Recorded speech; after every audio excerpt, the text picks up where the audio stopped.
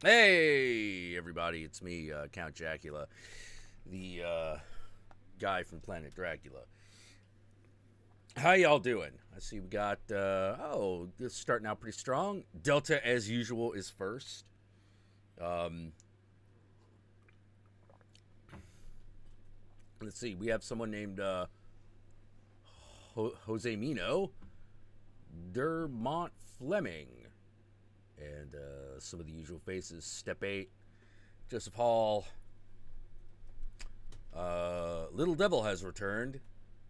He says he's gay. I am assuming that the fact that I'm assuming you're a dude just because I associate the word gay with dudes as opposed to homosexuals, which is a more general term that I think applies to, you know, both the female and the male gender quite well. Do I want a cookie? No, I'm good. I'm good. Oh no, you're offering that to Little Devil. Okay, you guys can work that out. Hey, Razorvine, how are you? Things good. Um, Morte Rentis. Oh, interesting. Number name. That's a new one. I don't recognize. Queenie is with us. Oh, cool. Cool. Blast Action. That blonde artist. Hold on. That blonde artist? I am intrigued. I did not know there was only one.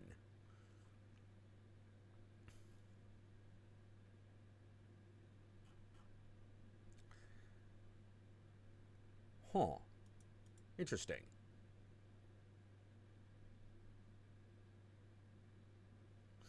I see you are that blonde artist is subscribed to. Oh, a lot of people named Lindsay. I didn't realize there was more than one on the YouTubes. Don't worry, we won't hold that against you. It's cool. Um, but who is this A Lindsay? brief history of horror. Oh, someone named Lindsay Holiday. Huh. Hmm. Well, channel's not doing too bad. It's doing pretty well. All right, maybe I'll hit subscribe on Lindsay Holiday, and we'll figure this out. Because it looks like she does a lot of like horror and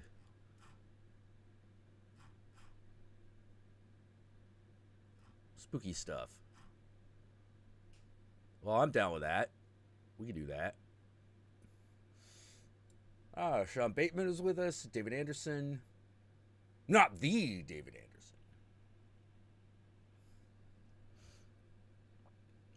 And if you catch the joke about me going like the David Anderson and like who I would be talking about there, then congratulations, you play D&D.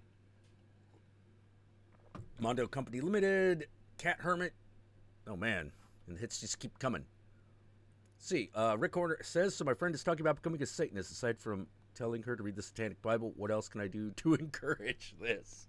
Oh, we must all find our own way to the path of the devil. You know, hey, Evil Dead, what's up? You know, allow her, give her a place of understanding from which to explore the nether region, the deep recesses of the mind and the collective unconscious, and everything should work out. You guys talk about that Joe Bob marathon, huh? Yep. One of my favorite gooder films is Parasite, starring Demi Moore. Hold on.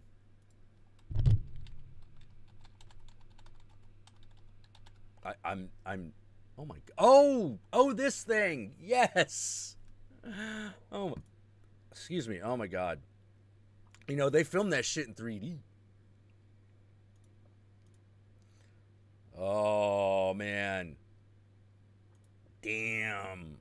I ought to like. Whoo. I ought to fucking like do something with that. Cause they got that on DVD. Um, Parasite Demi Moore DVD. Let's check that out. Okay, there was a... Oh, excellent. Yes. So I should be able to, like, cruise. Yeah, okay. Yeah, I could find this thing for like $5, so that's good. We'll add that to the list.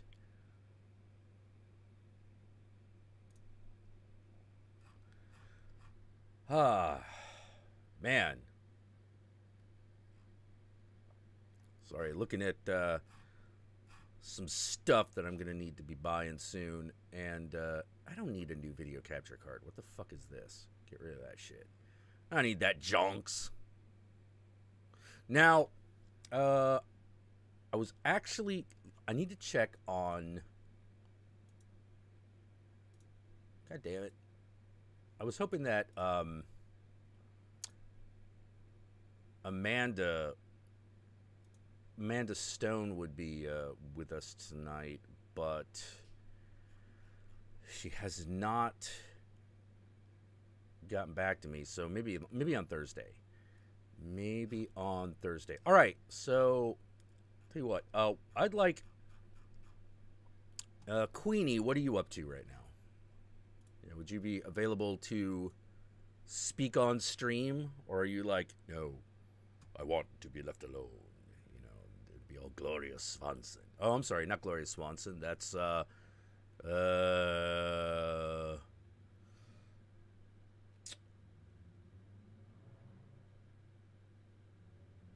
Marlene Dietrich. Fuck it, I would totally join. Awesome, cool. I use Google Hangouts, so. Just get that ready and send me a Twitter DM when you've got it all, when you're ready to go. I'll just send that shit right over. Yeah, what was it? I want to be left alone. That would be... Hey, John the Joker, what's up? I can't fucking remember her name now. Like, one of the most famous actresses of, like, okay, let's fucking, like, I want to be alone. What was her name? Greta Garbo, that's it. Ah.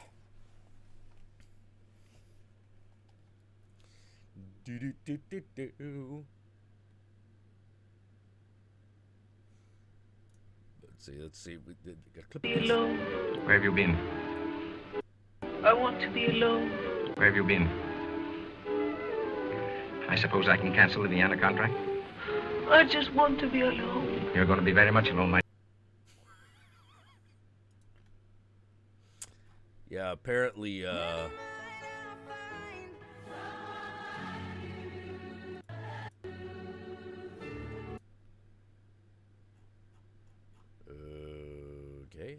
That I just saw something that was a little bit weird.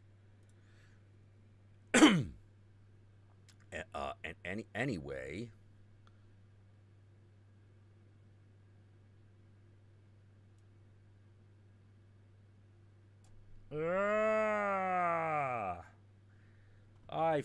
my brain just fucking melted. All right, so you might be like, hey, Jackula, why are you like fucking, yeah, we kind of did go back in time there.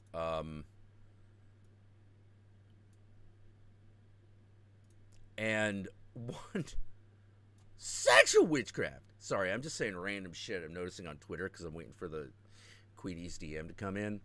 So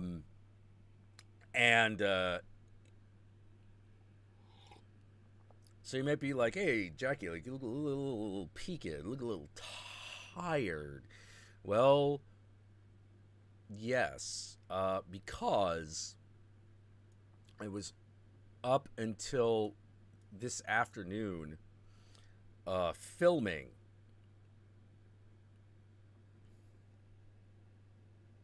Oh, Ben is having a fight in his game. Oh, okay, got it. Yeah, gotta go back in time. Bum bum bum bum bum bum. Gotta go back in time. Oh, man. I feel like We need a little something, something. All right, so I'm not gonna like. We're not gonna like. We're not gonna play this, because that's not what this stream is about. But this is something that has been occupying some of my brain space. So, I want to show you some stuff. Hey Jack. Have you tried Red Dead Redemption 2 or not your kind of game? It is totally my kind of game. The problem is that I only have so much time for those. Like I'm kind of saving a lot of my, and because I'm not like strictly a video game streamer, I'm saving a lot of my ducats for that Cyberpunk 2077. Like when they announce like the oh my god, you know, do me now collector's version of that game, I'm probably gonna get it. All right, so like I said, we're not gonna be like playing this game. Count Jackula versus Dr. Wolfula. I'd love to meet Dr. Wolfula, although I don't. We'll know the tragic. I'm sure we've been in some of the same spots. I just like haven't fucking, you know, I have never confronted him, you know. All right, so you might be like, why are we pulling up Darkest Dungeons? Because there are a couple of things I wanted to show you. I thought were pretty fucking cool. One, I installed a lot of mods because the first one I found was this one, which is this character mod called the Lamia, which basically turns into like this Medusa mermaid siren thing. And I was like, oh, I'll download that and I'll make that Jesse Sharon, but of course I changed it to Jesse Siren because like one of the conceits of the Twitch stream is that because you can name all your dudes in Darkest Dungeon, naming them after like Slut Pit members and, you know, going through, you know, and doing horrible things. Like here we have the Horseress because someone did a mod of the Occultist that is a woman. But one of, yeah, there is a, well, here's the funny thing, is there actually are a couple of snake chicks. But I think my favorite of the additional classes, as opposed to the skins, and yes, Jose Mino, Jennifer's Body's pretty bad. Let's see, who here is excited for the Jordan Peele movie? Us? I definitely am. But they did this one called The Omen Seeker, which is also, like, for lack of a better way of putting it, the Gypsy Girl, kinda, you know, and that one is really well put together, you know, that one's really well put together because the art style nailed it, and the mechanics are just different enough that it slides into the rest of the game. There might be some balancing issues, but whatever, it's a mod. But let me show you the Omen Seeker, and I think you'll see why, in addition to it really sliding in very well into the lore and everything, I really like the class. There you go.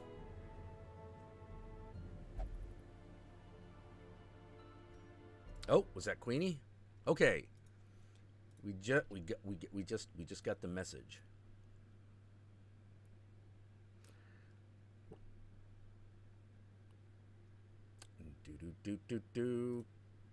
Copy link. And yeah, that Bumblebee movie is actually pretty good. I liked it. I liked it a lot. It had the touch. It had the power. Yeah!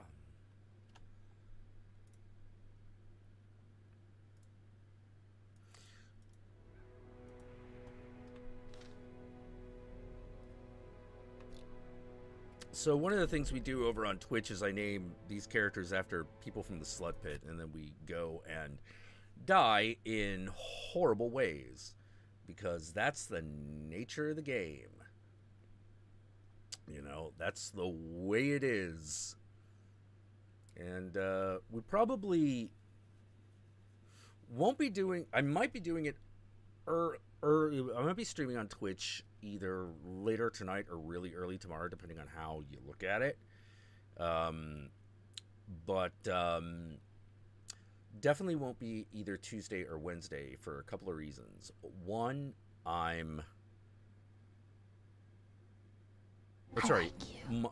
won't be doing it on Tuesday for a couple of reasons. Actually, maybe I will. But it would be later in the day because, like, I have a New Year's Eve party to go to up past Sacramento and in the woods and shit. Oh, August! Hey, how you doing?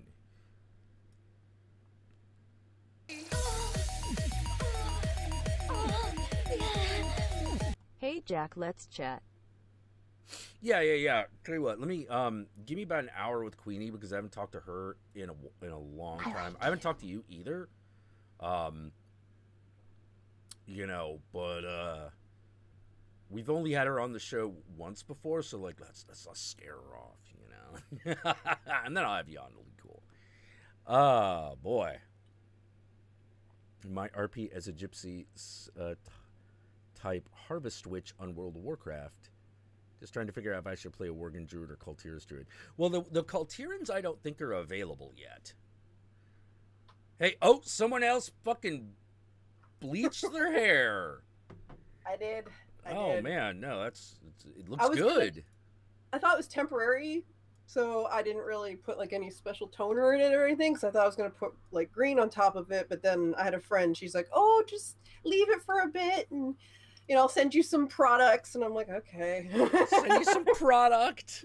Yeah. Oh, I like how hair things just became product. Right. I'm like, it's kind of weird because I always thought like it's like, yeah, I use some product. I'm like, what kind of Repo Man Orwellian nightmare shit is that? You know, like it's like, oh, I just use product. Product? Wow, yeah. I like buying product. You know, product is nice. Product is nice. They sell. You can buy product with money after you get your drink and your meat. That's right. You know? You come all together and just have a big shindig. Yeah. But no, it looks good. Looks very good. Well, I've kept it because a couple people were teasing me, saying that I look like David from Lost Boys, and I was like, really? Well, it's the same rough haircut. I can't run real far. Jack, don't need to tech tonight. It's just more of a wanted to mullet send look, good tidings for the coming new year. Yeah. Oh, thank you, Rick Horner. We will. Yeah, Rick Horner is one of the ones we definitely have made a thing, Darkest Dungeon character out of. And the thing about Darkest Dungeon is you fucking die a lot. I know that game. My husband Ben plays it. Yeah. My Ben plays it. And the thing I like about it is that it's got this. It's that beautiful like cross between H.P. Lovecraft and Wuthering Heights. Yeah. You know, where it's like, I love, like, the moment I knew I loved the game is I was like, oh, there's a class called the Jester. Okay, I'll hire one of those. And as soon as you do, you know, this booming, you know, like Christopher Lee-esque voice goes, he will be laughing still at the end. And you're just like, whoa. Damn, dude. Okay. Guess I'm in. Yeah, some Dark Shadow shit, you know? Yeah. Like some real Dark Shadow shit as opposed to that Tim Burton movie, which that was not that was not a winner. Like the funny thing was is like I knew it wasn't a winner from the minute Johnny Depp showed up because I'm like that's Barnabas Collins is an old guy. Yeah. You know, like why wouldn't you get like an older character actor to play him? Like fucking Johnny Depp everything. Yeah. It's like I don't mind you hiring Johnny Depp, but I don't think he should be Barnabas Collins. I don't know who he should be, but I feel for Barnabas Collins, you needed someone like Willem Dafoe. Yeah, that would be good. You know, like have you seen Shadow of the Vampire? Yes. Yes. Yeah, where Willem Dafoe plays Nosferatu, plays Max Schreck. It's, oh my god, it's so good. So creepy. Yeah, it's the thing that's so that's so funny about that movie, that's so great about that movie, is one, it actually does go into the history of that extremely troubled production, which did have a body count. A lot of people died of sudden they died of the consumption, because that was a period of time where that could still happen. Yeah. A lot of people died of tuberculosis. Actually, a lot being like 2, but still. But one of the things that I really loved was that everybody in the movie is a complete asshole. Every character is a complete asshole. Yep. You know, none of them. They are characters that they are fun to watch, but they're just complete assholes. You know, from the director on down. You know, so you're not particularly sad when people start getting bumped off by the vampire, because because it is a comedy at the end of the day. It's like this really dark comedy, though. It's a super dark comedy. You know, it's just. I love that kind of humor. But the thing that's so great about Willem Dafoe is that he's playing Max Schreck. He's playing the actor who played Nosferatu as if he was actually a vampire. Yeah. And Willem Dafoe acts like Nosferatu the entire movie. Like, he is deliberately acting like he is in a completely different film. Yeah. You know, you could tell that was part of the idea. Yeah. You know, he's a vampire, so he acts really weird. And so he always is moving as if he's in a silent black and white picture. You know. But one of the things I love is because he's in a silent black and white picture, sometimes his dialogue has nothing to do with what's happening. Or it does, but it is not what you hear in your mind. My favorite is still like the one scene, you know, where Count Orlok sees Jonathan Harker's locket and sees Mina. You know, it's like, you know, and it's a lot of that shit, like, you know. But when Willem Dafoe does that to a T, but while he does, he is saying, "You have a lovely wife. She has a beautiful bosom." You're just like, oh my god, holy crap! And I found myself going like, "Dad?" I was loving it. Yeah. You know, I laughed so hard. Oh yes, so good. Yeah, Shadow of the Vampire. You should all check it out. It's a great movie. It's even underrated. People don't. Super underrated. It's super underrated. That movie actually. Fun. Yeah, that was a movie that was shown to me by a friend of mine named Dave. He was just like, "Jack, you need to see this movie. It's called In the Shadow of the Vampire." He was like my fucked up movie buddy. You always gotta have one. Yeah. He was before Horror Guru. There's my friend Dave. He was my fucked up movie buddy, and he showed me Shadow of the Vampire and a bunch of other stuff. He's also the one that had like the entire he had like every Chow Yun-Fat movie. You know, and this was back in the 90s when that was kind of like, that was niche. Yeah, that was super niche, but but the niche was big enough that there was a store in the area that was completely dedicated. They were brick and mortar stores completely in the area, completely dedicated to Asian cinema. Wow. Yeah, like there'd basically be the anime section and then the live action section, and we have a place called Japantown, and it's not that big, but it is filled with Japan stuff. And the Central Mall, it's almost essentially, it's like a mall with like a block radius around it. That's really all it is. But in the 90s, it was really super fucking amazing because it was an anime fan's dream. Yeah, that was the place you went to get your shit. Oh your yeah, anime shit. absolutely. The one place that's still open, only one of those stores is better than it was, and that is Kinokuniya Books. We have a Kinokuniya Books that has 2 floors.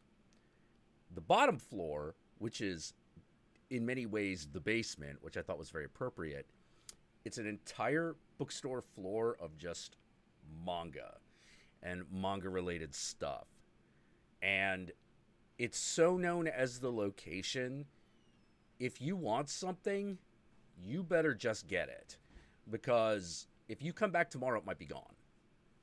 But if you come back in a month, it'll probably be back. But how do you time that shit? Yeah.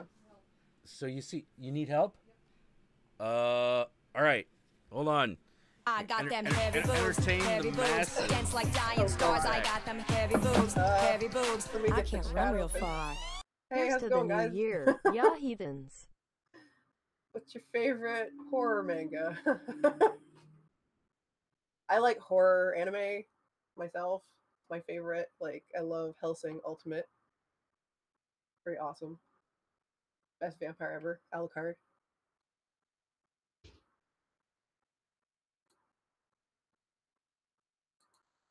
There we go.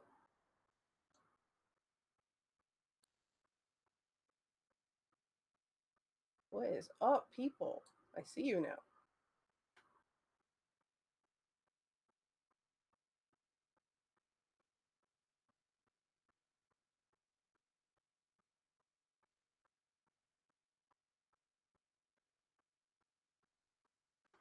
Hello, Slut Pit. What's up, Brick Corner? Oh, Hellsing Ultimate Abridged. Oh, he just spoke my language. That is ultimately my favorite vampire ever. Because Alucard's crazy.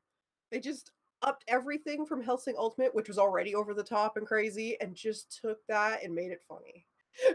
And it is so funny. And I love how they ended it. They gave it a very fitting end, and it follows how the ending is in the show. So I think they kept the romantic part of it near the end. She's like old and she's complaining, I'm old, why would you want me now? And he's just like, oh, I'd still hit that bitch. That's so funny. Ooh, Devilman. How'd you guys like the Netflix Devilman? I liked it. It was pretty good. It was over the top. Why wouldn't it be? It's Devilman, right?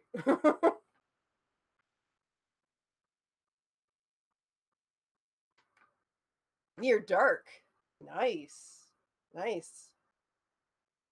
I also like Near Dark.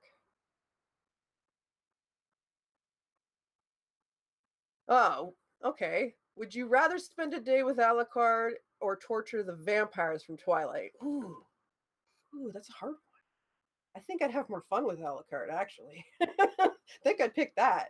Because, yeah, it'd be fun to torture the vampires from Twilight, but I'd rather just have fun with Alucard. We could still go and torture the vampires from Twilight together. Then everyone wins. Yes, I've seen the new Halloween movie, and I enjoyed it.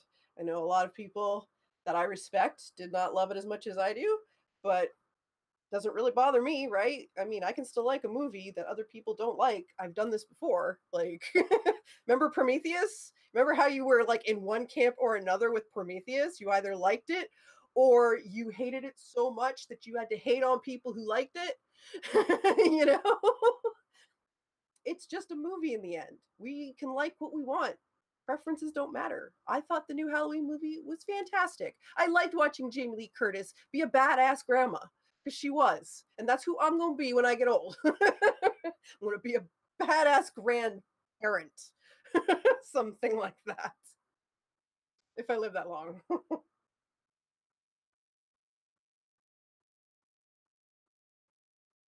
Moonlight. No, I haven't heard of the vampires from Moonlight. I'd rather hang out with the Lost Boy vampires. Yes. Always some kind of like fantastic crisis around here. So what were you talking about? Oh, we're talking about vampires right now. Oh. Who, wait, someone, oh, have I seen Spider-Verse? No. Let's see. Logical people use the internet. Wait, who are you talking about? Tim and Crybaby. Oh, we're talking about all the vampires, different kinds of vampires. Oh. They asked me who my favorite vampire was. Or I told them either way, you know. It's Alucard from Hellsing Ultimate Abridged. Got it. Because he's so insane. Yeah. And I relate to him on some weird level. Like my inner megalomaniac relates to him. Well, God. Alucard from Hellsing fucking gave me an image that shows up in my head every time I get into like a knockdown drag out internet fight with somebody. Yeah. Which is, you know, like a dude will puff up, usually like, you know, some alt-right leaning douche. Right. And then they come at me.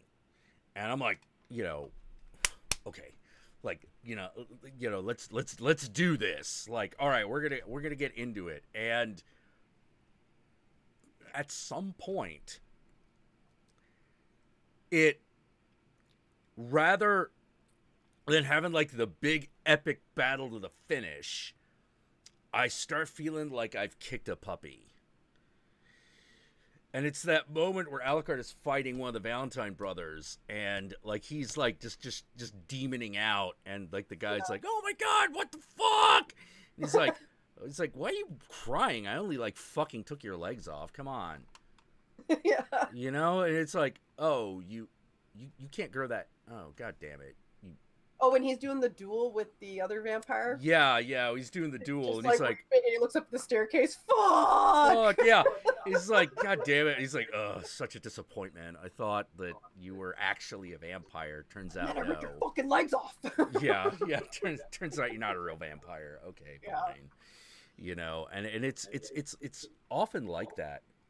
I love this Abridged series because it's so well done and it honors the series, because the series is over the top. The series, but it's a lot darker than it is in Hellsing Ultimate Abridged, but it's only because of the humor, right? The humor softens it sometimes, but it's really vicious humor. Yeah. But fits the series. I actually watched it when I was in the mental hospital to calm myself down. That's what it means to me. Like, it's... Oh man, what took you? Oh man, I have to. If you don't mind, I feel like I gotta ask what took you there. I have bipolar 1. Oh, okay. Yeah, I had a complete mental break because I was on a certain drug that doesn't work for people like me. It makes you more crazy. So if you're already manic, you're gonna get completely, like, I went psychotic. I just lost complete touch with reality. It was so bad. But when I was in the hospital, one of the longer periods I was in there, they let me have my phone eventually. And so I would watch certain shows that actually comforted me. And for some reason, this evil show, this hilariously evil show, was what I would watch on repeat, because Alucard was like being manic with powers. Yeah. You know? Yeah. Like, he is that. He is just like, boom, I'm here. Look at my dick. Like, that's his humor. I have a dick, worship it, you know. If one you of my do not, favorite... that's okay. It's coming anyway. Yeah. Yeah. Yeah. Like, one of my favorite moments is when he writes a letter to the I think it's the bishop, right? And he's like, "Dear chief replacement." You know, I love that. Oh my God. Yeah, but like, I thought it. Oh God, sorry. Like, I watched Jake from Hugo and Jake on Twitter fucking decimate this incel guy just by talking to him. Oof. And I was watching it and I was like, yeah, this is what happens. You know, these guys come in like hard charging, you know, with their fucking like whores this and thoughts that and all this shit. But by the end of it, they just crumble because what else are they gonna do? Right. You know, like you're hitting them.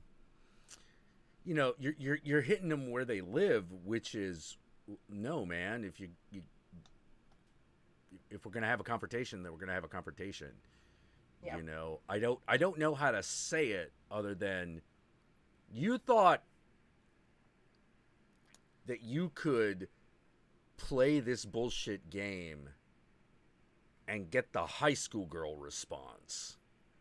Well, that's not gonna happen. You know, this is, you're now getting the internet male, the internet grown-up response, which is, oh yeah? Well. Yep. And then they're like, oh God, why don't girls like me? And it's like, why don't girls like why? you? You know, like, I can't imagine. Yeah, I can't imagine. I've been like diving, you know, into that, you know, hopefully I've got the hazmat suit on right, you know, because I don't want to like, you know, I don't need that shit spreading. You know, I don't even want to be a carrier for that shit, you know, right? Like this is, put the shield up. Yeah. Fucking yeah, and Captain America that shit. yeah, I got Captain America that shit. Well, it's so, oh God. Yeah, the incel thing bothers me. It bothers me too because I've felt its touch before. Yeah, because it's weird. Did you hear what they did to Freaky Girls Live? No. They took over our channel for like 2 hours or something with their bullshit. They were constantly posting so that no one could say anything. So we had to like knight people basically. And be like, oh man, was this in YouTube?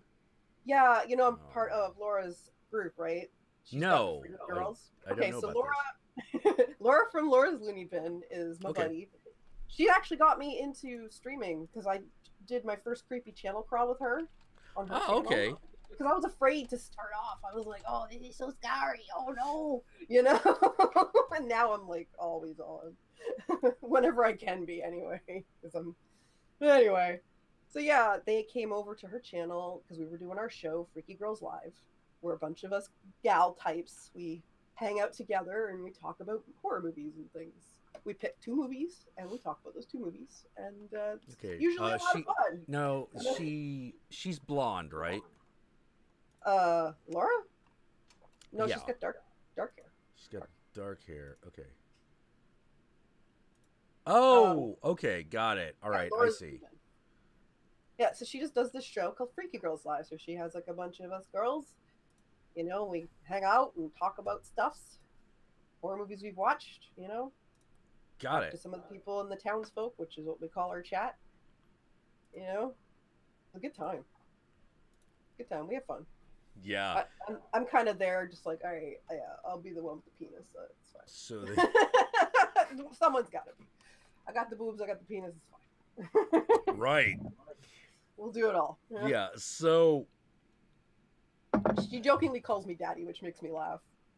So, because I'm biologically female, but I am non-binary. Right. So. You're sorry. Are you genderqueer or transgender? I feel that I've leaned more towards trans lately, but that's because I've been re-evaluating myself. I would normally say, you know, genderqueer, but I'm kind of like stuck in this middle gray area. So you're in the process of figuring that out. Yeah, because I have limitations that I have to consider, and that's just how it is for me. Because I live in this country, and I'm America. I'm Canadian, living in this country. Oh. Mm-hmm.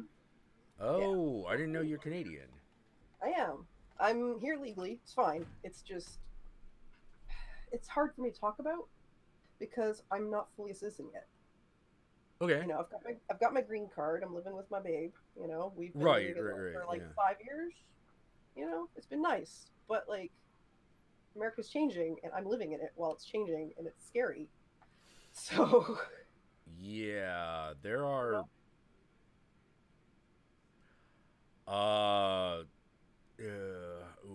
put it? I got some friends in even hairier situations. I know. I can believe it. Yeah, and it's really upsetting because they're sitting here going like, yeah, they're worried about it being illegal to be their ethnicity in this country. And it's not necessarily the ethnicities that you think, although those people as well. Like, if you're if you're like Mexican and your citizenship is at all sketchy, which, let's be honest, given the current administration, they can just make shit up. Yep. You know, they'll just make shit up. People are a little worried that, like, oh, I might be a little too brown. I ain't going to Texas. You know, like, that's definitely a thing that has happened, you know, where it's sort of like if you're Asian, it's okay because no one's, you know, we're the, oh, by the way, of American minorities. But one... Take your manners and well-meaning ways and go back to your own damn country. Yeah, well, yeah. I will. Harumph. Harumph. Well, it's sort of like, the foolish man acts where the wise man stays silent. Gagong. I just found at times watching the news was so hard for me because, like, I could feel for those people even though it's not going to likely happen to me. Yeah, exactly. I'm legal and everything, and I have privilege. Right? Well, yeah, they can't necessarily pick you out of a lineup and say, like, who's the Mexican? You know, I've had times where people have fucking judged me when they've seen my ID. So one time I was at a bar, like, nearby, really, and we were going to play pinball and have a good time. And I go over to get some water, and he asked for my ID. And I was like, whatever, here you go. Right? He looks at my ID, and he's like, get out. I'm like, what? What? Get out. You're not from here. Get out. And I'm like, what state are what? you in? Okay. Yeah, that's fucked. Like, what? Like most places will accept a foreign passport. What's the problem? I don't know. You know, maybe it was just because I was different. What state was this? I was just a tiny bit different. It doesn't even have to be like that much. Just a minuscule, and some people are done. You know? Some people will hate me because I have breasts. Well, that's true, but that usually doesn't keep you out of a bar. No, not usually. Yeah. Usually that helps. I'm just wondering, like, is it because I was Canadian or was it because I was different? Like, what was it? What state was this? Yeah, this was here. This was in Washington. Washington State. Oh, okay. It was in Washington State, but it wasn't Seattle, I'm guessing. It wasn't Seattle, no. It was outskirts. Yeah. Okay. Yeah. No, it's because you were Canadian. Yeah, it's because you're Canadian. Because some fucking dude got that bouncer or doorman got a stick up their ass, and it was like, these fucking Canadians coming down here and changing property values. You know, like something like that. Yeah, something like that. You know, like in Seattle, hell, even like Tacoma.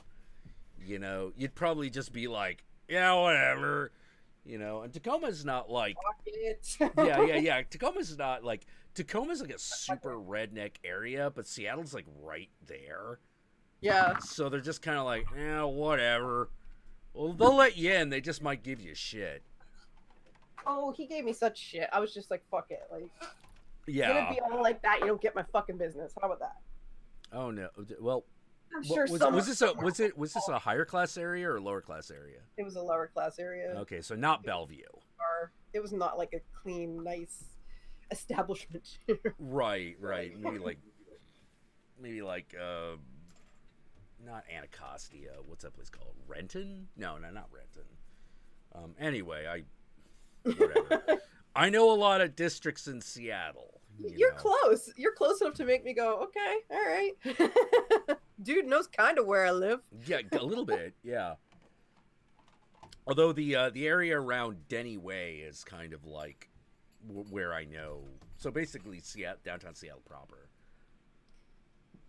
Last Action says, offer him some poutine, then you'll be instant friends. It's true. That's true. I haven't heard of anyone not liking poutine. Like, it's a good food. I gotta agree. The funny thing is when I heard poutine and I got some, it was not what I was expecting. What were you expecting? I had no idea. But it was like, all right, we're getting poutine. And I'm like, I have no idea what that is, so I trust you. Just order something for me. It's amazing. You know, and so here's what poutine is for those of you playing at home who don't know what the fuck it is. It's basically French fries and gravy. With cheese curds. With cheese curds, yeah. And you put the cheese curds on first, you put the gravy on next so that it melts the cheese curds really nice, and then you go, mwah. Yeah, and there are a lot of ways, like macaroni and cheese, there are a lot of ways to do it. All you really need, the prime ingredients are French fries, some sort of cheese curdy thing, and gravy. And anything you could do with any of those is fair game. And there's actually a restaurant in Oakland over here that does nothing but that. Had some good stuff over there, but it's definitely one of those, like, I feel like my bowels are already, you know, mad at me for doing this. It's like, oh great, you're gonna make us fat and incontinent. Yep. Fuck you. You know. But the mouth is like, oh man, that's gonna be great.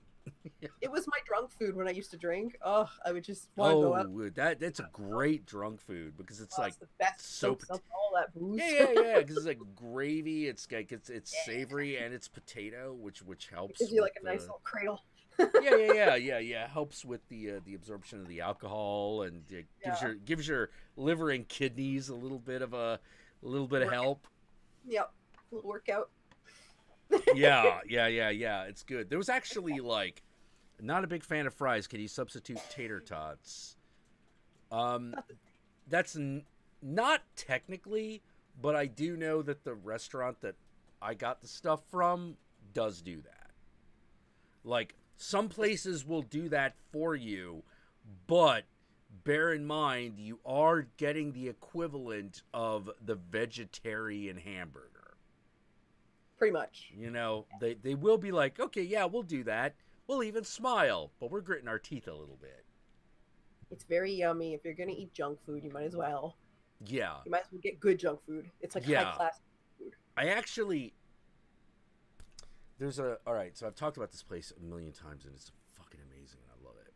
But it's one of those, only on a special occasion.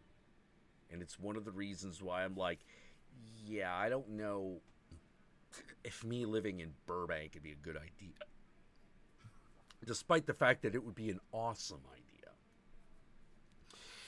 Which is Grill 'Em All, a heavy metal themed burger joint in LA. Okay, that sounds awesome. Amazing. Like, there are two restaurants that I cannot more highly recommend. One is Grill 'Em All. The other is the famous Pink's Hot Dogs. Have you ever heard of Pink's Hot Dogs, Queenie? Oh. No. It's because you ain't American. That's right. You know, okay, so Pink's... I can use that for a lot of things. Have you ever... All right, are you familiar with Harlan Ellison at all? Yes. Have you ever read Prince Mishnik, Hold the Relish? No, I have not. Oh, no. Prince Mishnik, Hold the Relish is probably one of his funniest stories. And it's all about him, you know, the author, so Harlan Ellison, waking up in the middle of the night going, holy shit, I want a hot dog. Now, here's the thing about Pink's. I don't know if it still is. I think it still is. But, like, there's two levels of Pink's. There's the Pink's outlet restaurants, and those close at normal hours. But then, there's the original Pink's, and that fucker's 24 hours. You can just go there. So here this guy is, Harlan Ellison. It's like fucking, let's say 2 o'clock in the morning, and he's like, I have a hot dog, but not just any hot dog. I gotta go to Pink's.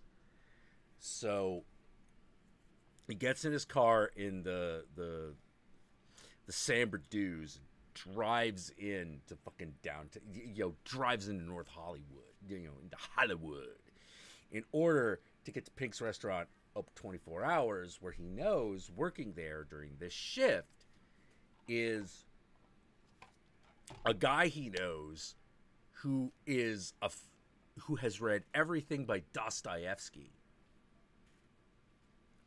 So he goes in and starts talking to the guy about Dostoyevsky. And as the guy at Pink's is making his hot dog, another guy turns to the author and tells him a story. And that's Prince Mishnik, Hold the Relish. Nice. It's about 10 pages. Okay.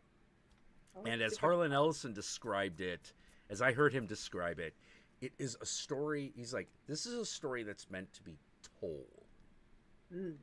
You can read it, but you're supposed to hear it. Then I'm going to get an audio copy. Yeah. If you could find an audio copy where Harlan Ellison himself reads it, it's amazing. I heard him perform that thing like 3 times, and each time it was incredible. Because, like, in order to get the full effect, you really do need Harlan Ellison's, like, hyperactive, like, clipped Jewish tones in order to really get this story across. So good. And anyway, point of that was the restaurant, obviously, that is featured in that story is Pink's, which does hot dogs. Rachel Reviews is like, what's Jack talking about? He is talking about Pink's restaurant in Los Angeles and its connection to science fiction literature.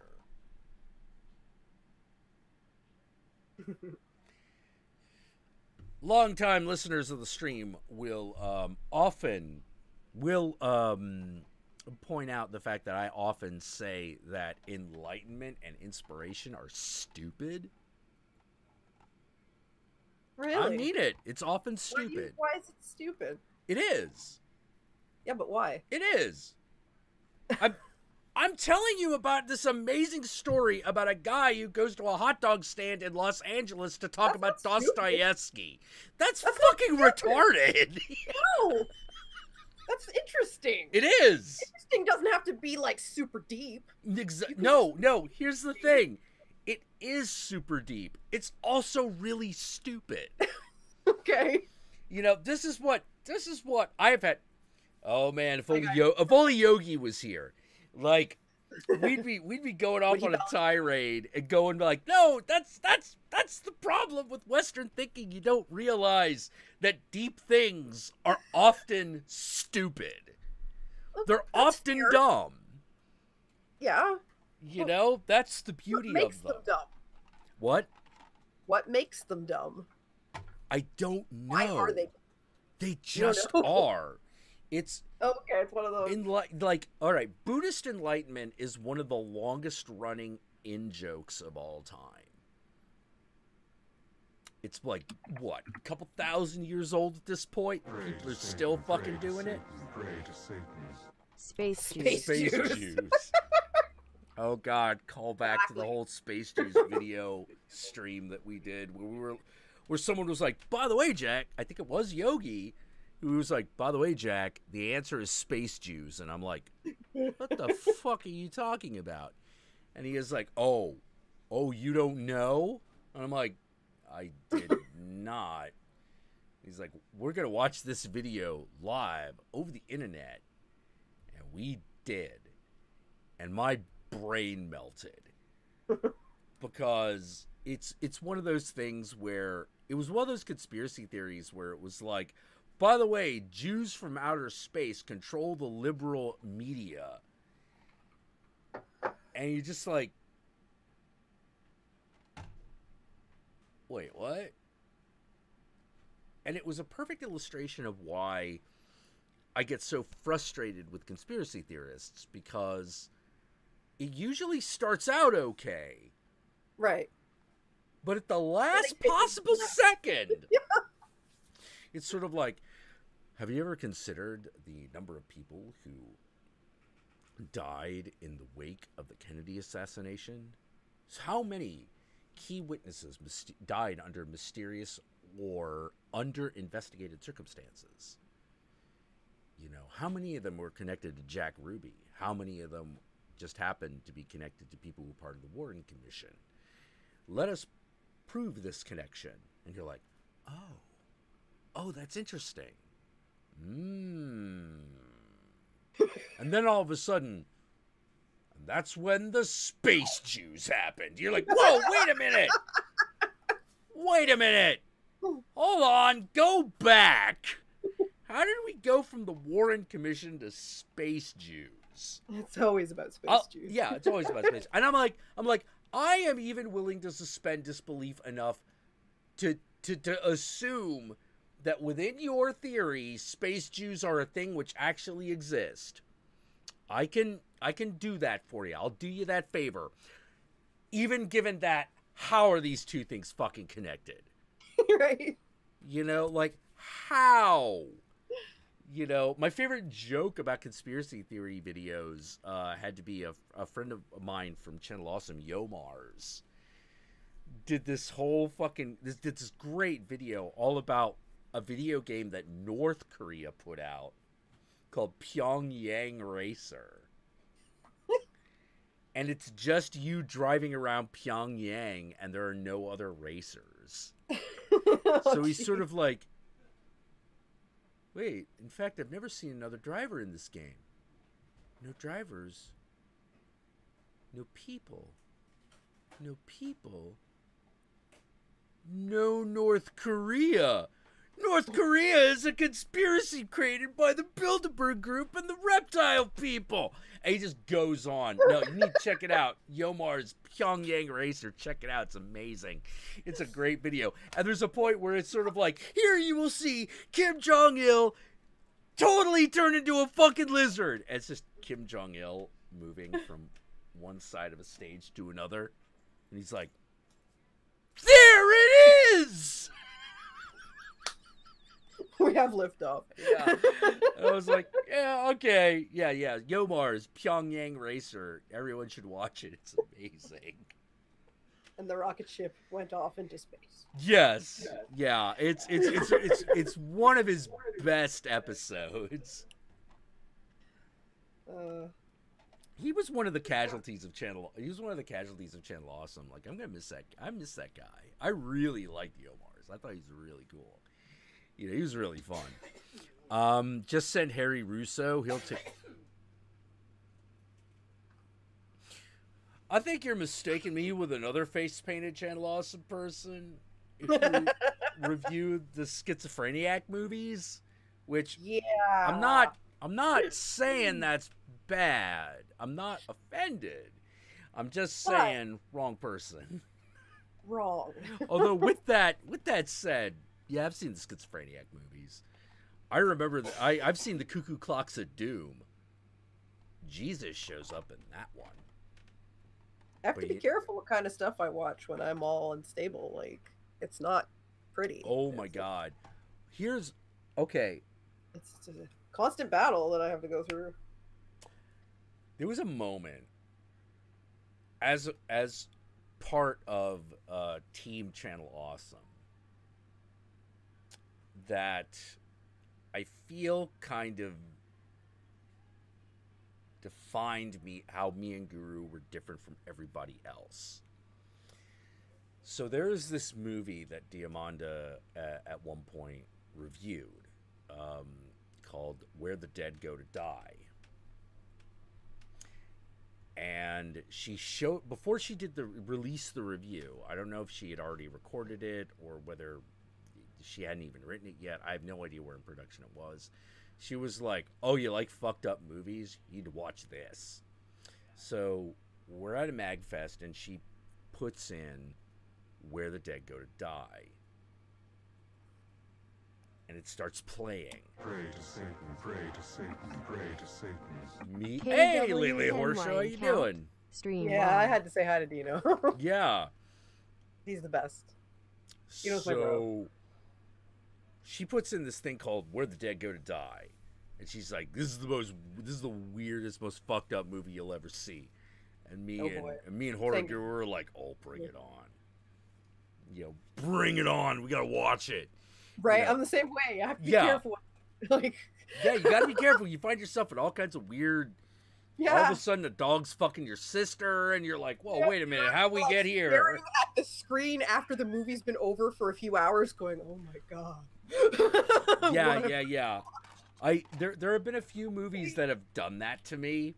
We're just sitting there going like, I feel like I need a shower. Yeah. One was Meet the Feebles. That was very early on. Very early on. That was in the 90s, Meet the Feebles. I was like, you know, it's one of those things where like, you know, my girlfriend came over and is like, hey, babe, what's up? Like, obviously having ideas, and I'm like, don't touch me. Don't touch me. Don't ever touch me. Get away. You'll be tainted like me. Yeah. I have the poison in me. You know, like. How many movies have I watched and done that to you? More than I want to count. Oh man. You know. So, yeah, so this is Meet the Feebles. Serbian film. Yeah, there's one. Whoa. Like, I didn't even feel that way after Human Centipede. Like, Human Centipede, like... It's gross. You're just it's gross. It's a little... Well, here's the funny thing.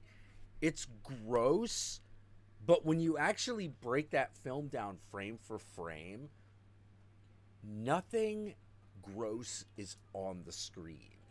Yeah, it's all up here. It's all in here. Yeah, which is what I like about it. And the other thing that a lot of people don't realize about Human Centipede is that it's a comedy. Yeah. A lot of people didn't get that. Top for a reason. Yeah. You know, and oh my god, I would cast Dieter Laser in everything. Right? He'd be so amazing. Yeah, the guy who plays the evil doctor in fucking Human Centipede. You put that guy in everything. Like, fucking... You know, if you remake E.T., he plays E.T. You know, like, the guy's great. And I love him for this one interview. Like, I loved his performance, but I loved the man because of an interview he did when they were promoting Human Centipede 3. Yeah. Which I think is my favorite. It's kind of it's the craziest. It is the weirdest, and it has like the most bizarre plot. Like, the way it's structured is so I don't know. It's like, the funniest. It's the funniest of all of them. It's a weird experiment that you're watching, basically. Like, what the fuck?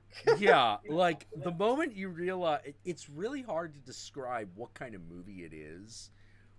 What you have to understand is there's a point where Dieter Laser, the guy who played the doctor in the first one, but he's playing a different character, but it's still a guy who's making a Human Centipede. All right, first wrap your brain around that one.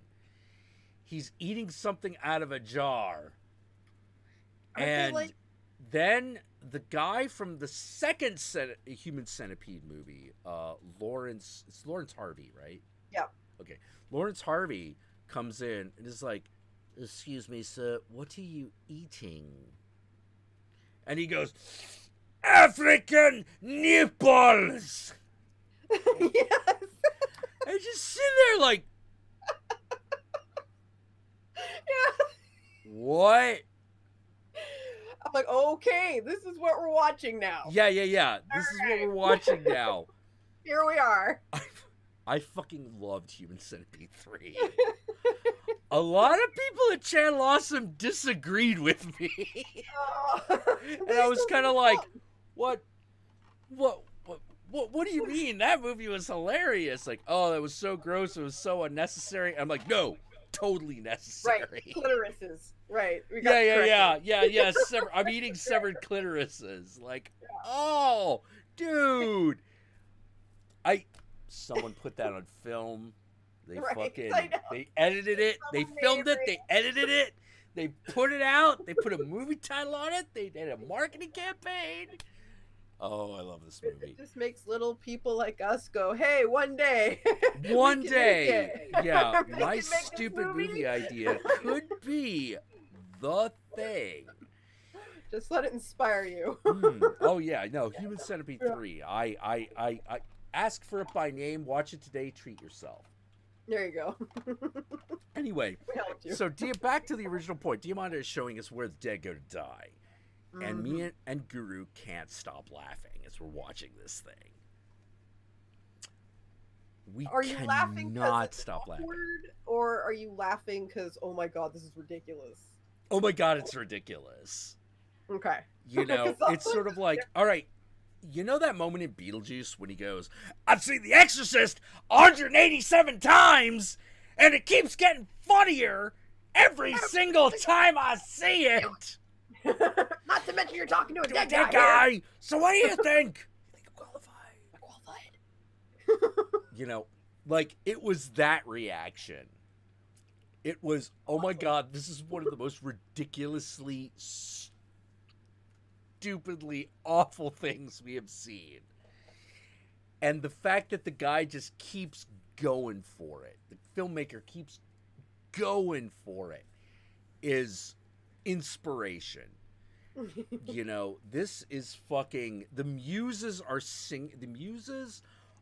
drunk and high off their asses, and one of them just went, oh my god, I got an idea. What if the dog talks to a guy and he tells him his mom's titties are diseased and only have enough milk for one good baby, and then all the milk that the other baby takes in is for the evil baby. So he's evil because he got the evil milk.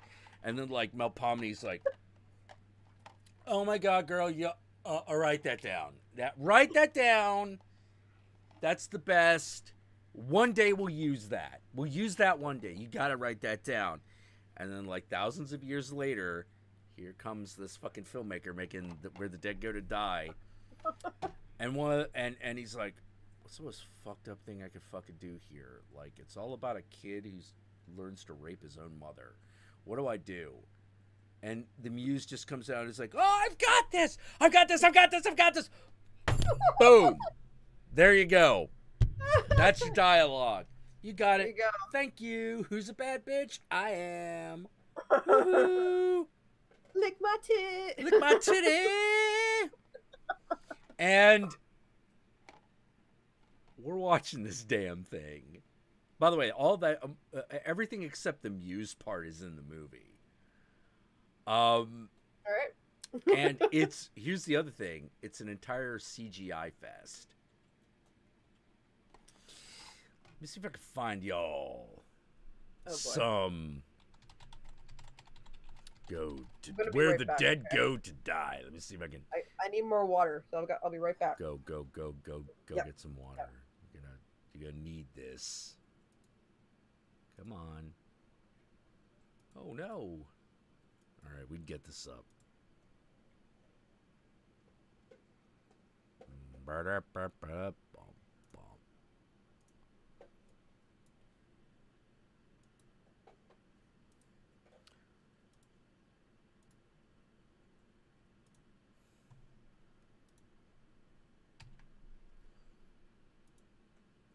There's something else that ought to be noted.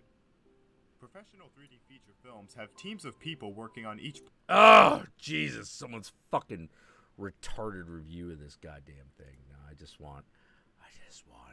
Ah, here we go. We got trailer.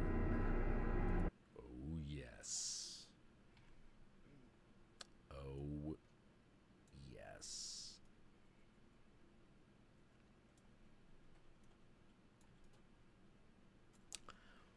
Ooh, ooh.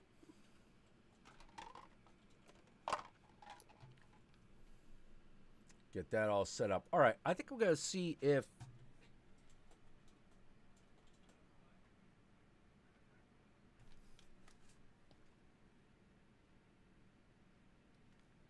I can get a cigarette while Queenie's gone. Be right back.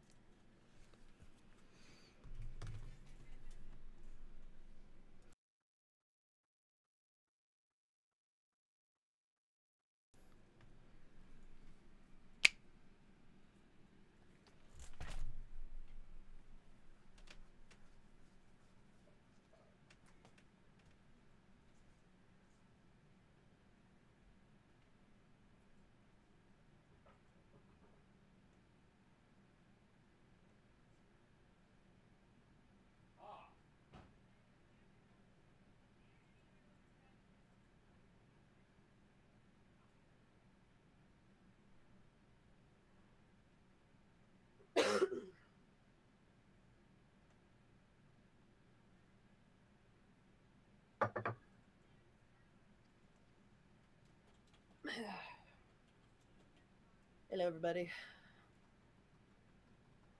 Woof woof.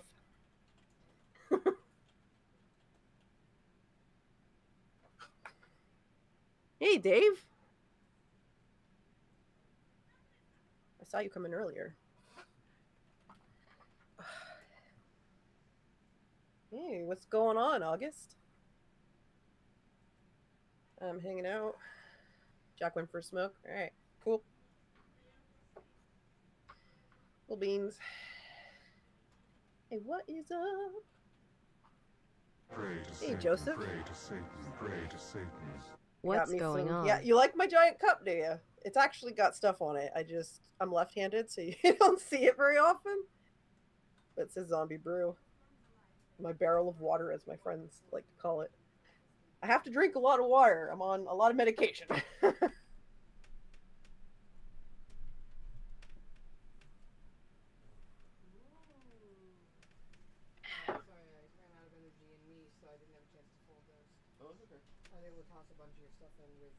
You represent left-handies. What is up? My left-handed brethren. Yeah, Cottonmouth is All right. I'm supposed to technically drink like twice my body weight in water or something ridiculous like that, because like I'm on so many psych meds and mood stabilizers and shit. Oh shit. All right, so here's what I'm gonna do. So bad. I'm gonna send you through Google Hangouts. I'm gonna send you a link to the trailer. Okay. And we're gonna give people a taste of what taste. this movie is.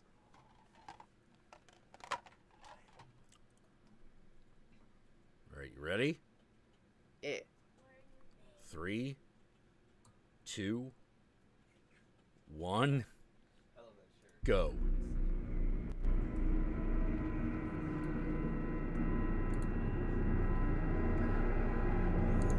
I killed myself the other day. Oh, now, Sophie?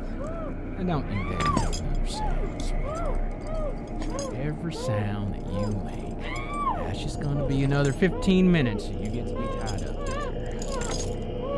I killed myself, and I buried my body underneath the floorboards. Were you born diamond dust? I'm just years away. What if I told you I found out that there was a gland in the back of your brain that holds all of your memories, and when you die, it expels the liquid. You can't let me and your father have a moment to ourselves, can you? You're the most selfish little boy on the planet! They come out of the wall. Now, They come out of the wall. this and they tell makes me it to find look more liquid way creepier than memories. it actually is. I'm afraid of you. I don't know what to do. Sometimes light pierces through. It never stays long. I try to befriend it while it's here, but it never accepts me. It's beautiful, isn't it? I offer it sacrifice. It doesn't take it.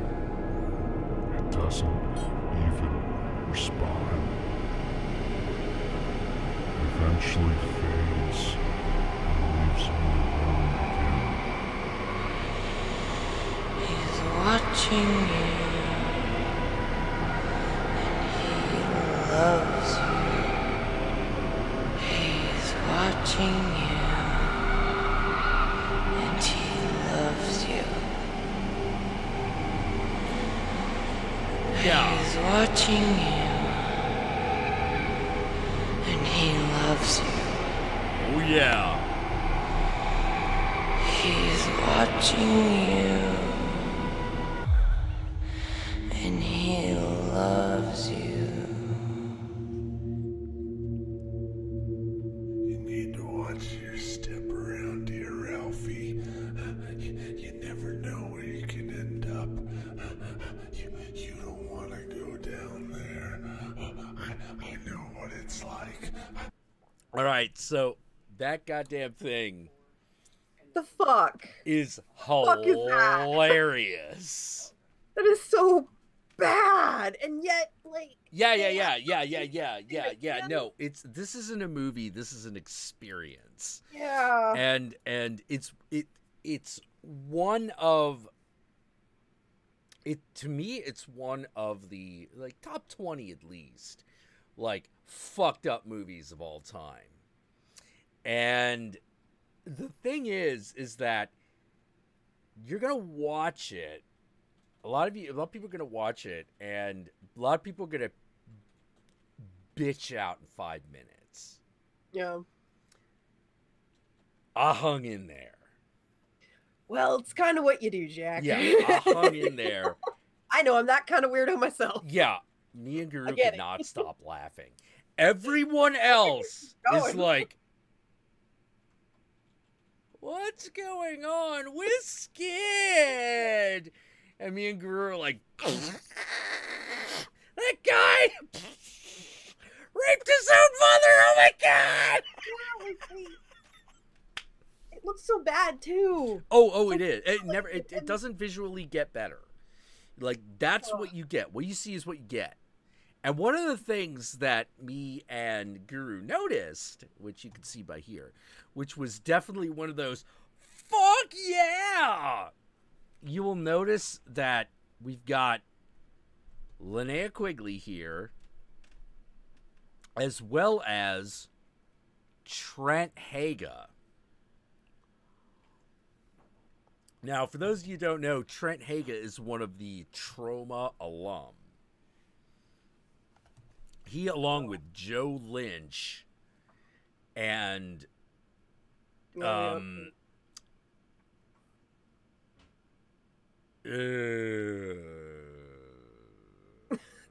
Did you just dump your memory? Guardians of the Galaxy guy. Oh, James Gunn? James Gunn. Thank you. I almost said James Caan, and I was like, I know that's not right. Quite right. Yeah. Yeah, along with James Gunn, those are the Trauma dudes. Yep. You know? And the funny thing is that Trent Haga actually has written a lot of great stuff. He wrote the movie Cheap Thrills, which is a great movie. Y'all should check it out. He also wrote The Evil Within Part 2, the video game. And that's the one that kind of pulls it together.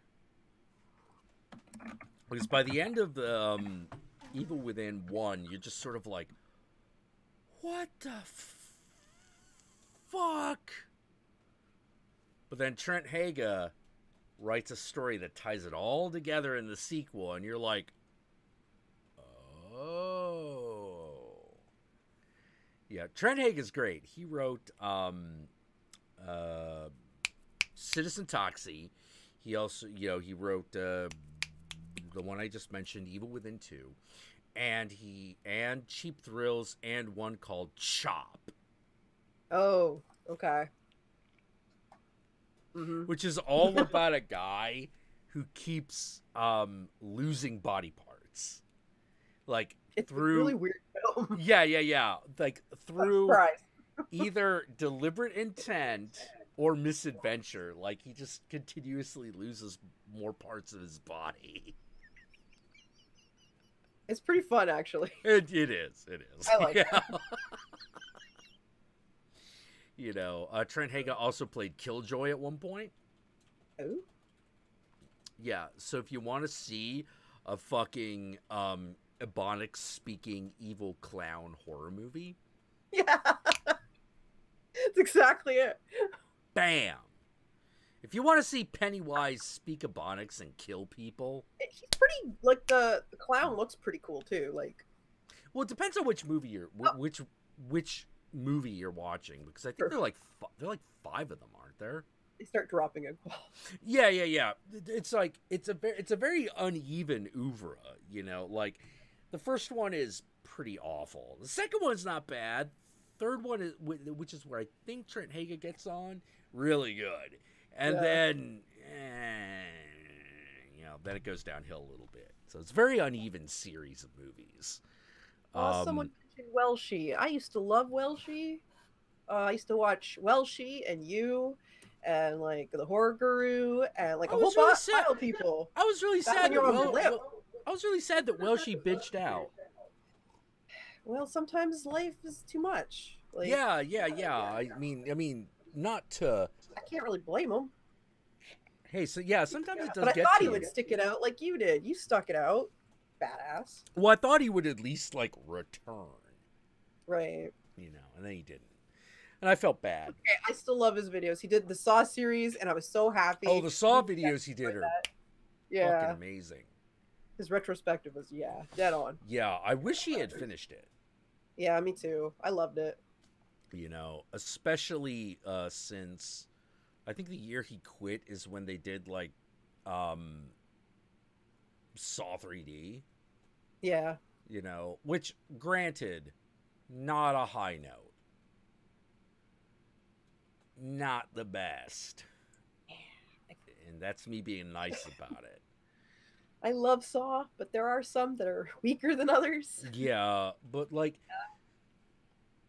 one of the movies that he reviewed that I was like, I agree, almost completely agreed with him on, was Screform. Oh. You know, that's Scream 4 for the uninitiated. Because I agreed with him when he was like, you know what would have been better than what they did, which is at this moment, oh God, what's her name? The main character of the Saw movies. That isn't ghost-faced. What? Amanda? Is it Amanda? In the Saw series? Yeah. Yeah, her name is Amanda? Her name's Amanda. She's the one that cuts herself. She becomes his protege first. No. That's Saw. Okay, sorry. I'm thinking of. I'm talking about the Scream movies. Scream. So what? Neve Campbell? Yeah. What's her? Sydney. Sydney. Thank you. Sydney Prescott. Yeah. There we go. My nerd is kicking in. Kill Sydney. Kill Sydney. Yeah. And make Dodger the new main character halfway through the movie. Yeah, hello, Sydney. What's your favorite that voice is scary movie? You know, so basically, kill Sydney, get rid of her, and then make the punk chick Dodger the main character, because she points out that John Carpenter's The Thing is a remake, which is something that Ghostface doesn't realize. Yeah. And that minute, I was like, holy fucking shit, if she becomes the next main character, if this goes where it should go, this movie would be oh, it didn't. Yeah.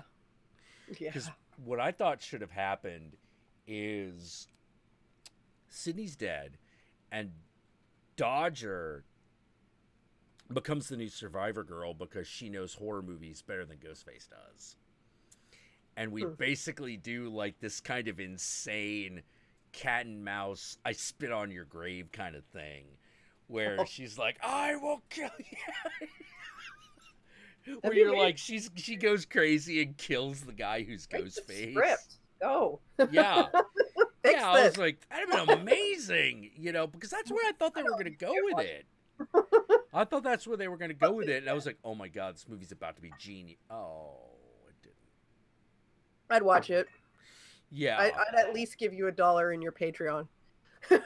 Oh, whole dollar. Excellent. Yeah, whole $1, honey. Now, if only if only like 20 million other people will also do that, you know. See, there you go. I'm helping. Yeah. I'm sure they won't have any problem with a completely unknown fucking director who hasn't done a feature film before, like taking on a screen film. Dude, other people have had less and become filmmakers, okay? Well, true You've enough. at least made videos. Well, you know? oh god, my favorite fucking Hollywood self-destruction story right now is actually Josh Trank. Oh, why? Okay, so Josh Trank is the guy that did Chronicle. Okay. Which is, have you seen it? I have seen Chronicle. I don't remember much from it. Oh, you didn't like it?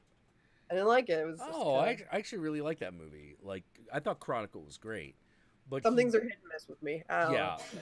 But his second feature was Fan-4-Stick. Fan-4-Stick. Ah. The latest Fantastic Four movie. That sounds like Did you see that one? Did you see that one? Nope. It's bad. Like, if you thought fucking What's Her Nuts from Sin City was bad as the Invisible Woman. Jessica Alba. You ain't seen nothing.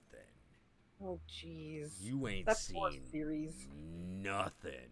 Because the Fantastic Four in the comics are fucking cool. Like, well, no. So sad when that happened. Well, here's the thing. I think they were cool. I don't think that they're cool. I think they were my favorite heroes, but like, well, I respected them in the comics.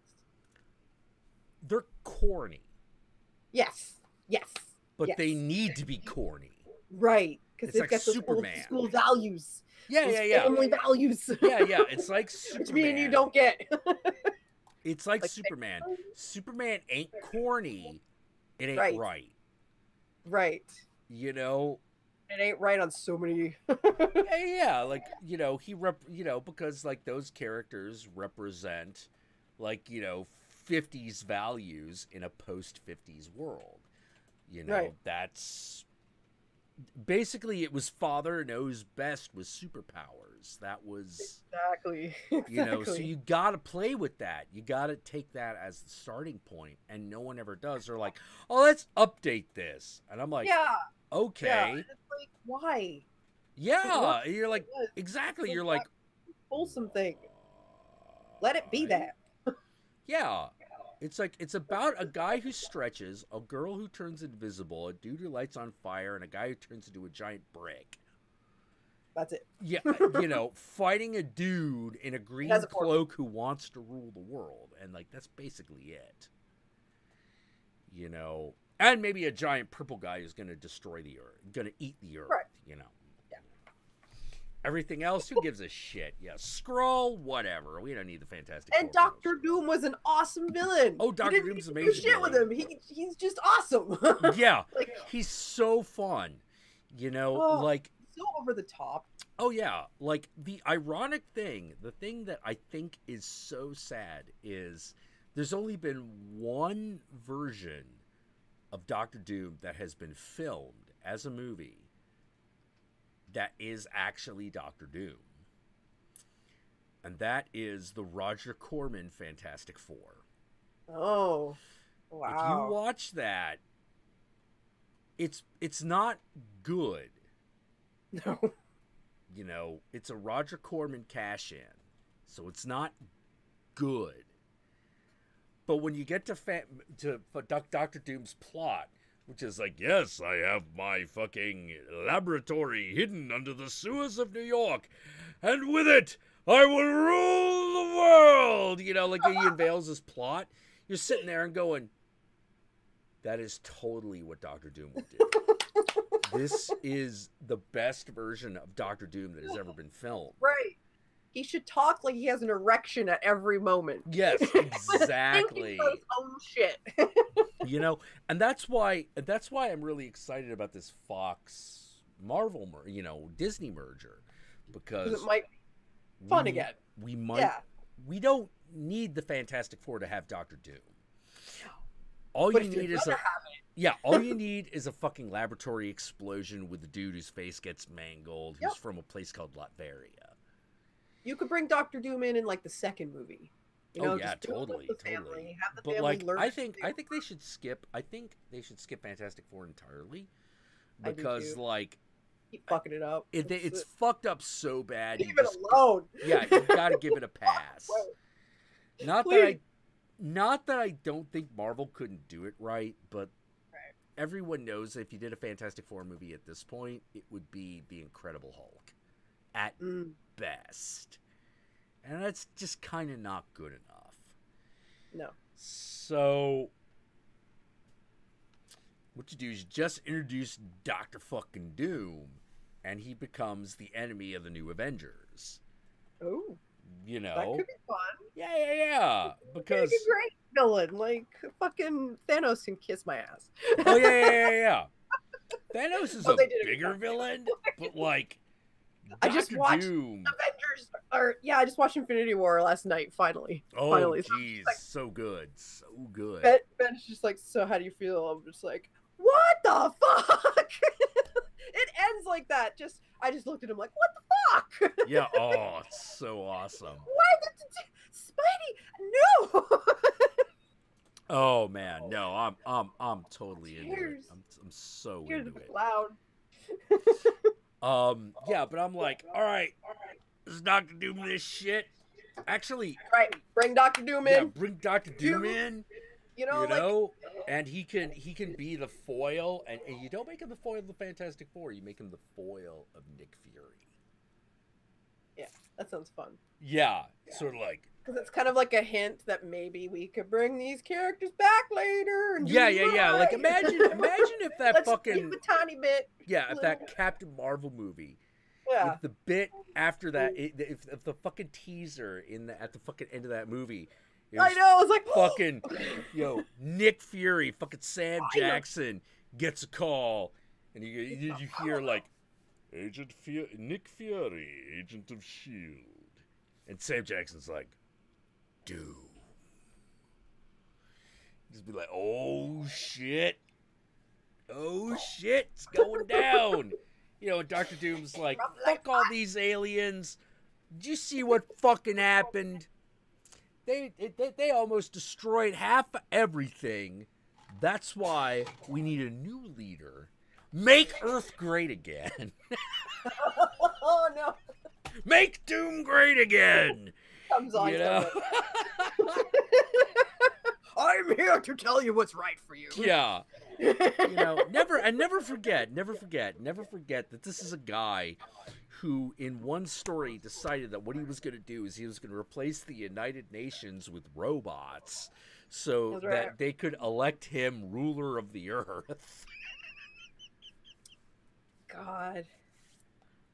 I love how it's just a simple snap of the fingers. Oh, yeah. Just that simple action. Fucking Dr. Doom, what you gonna do? Yeah.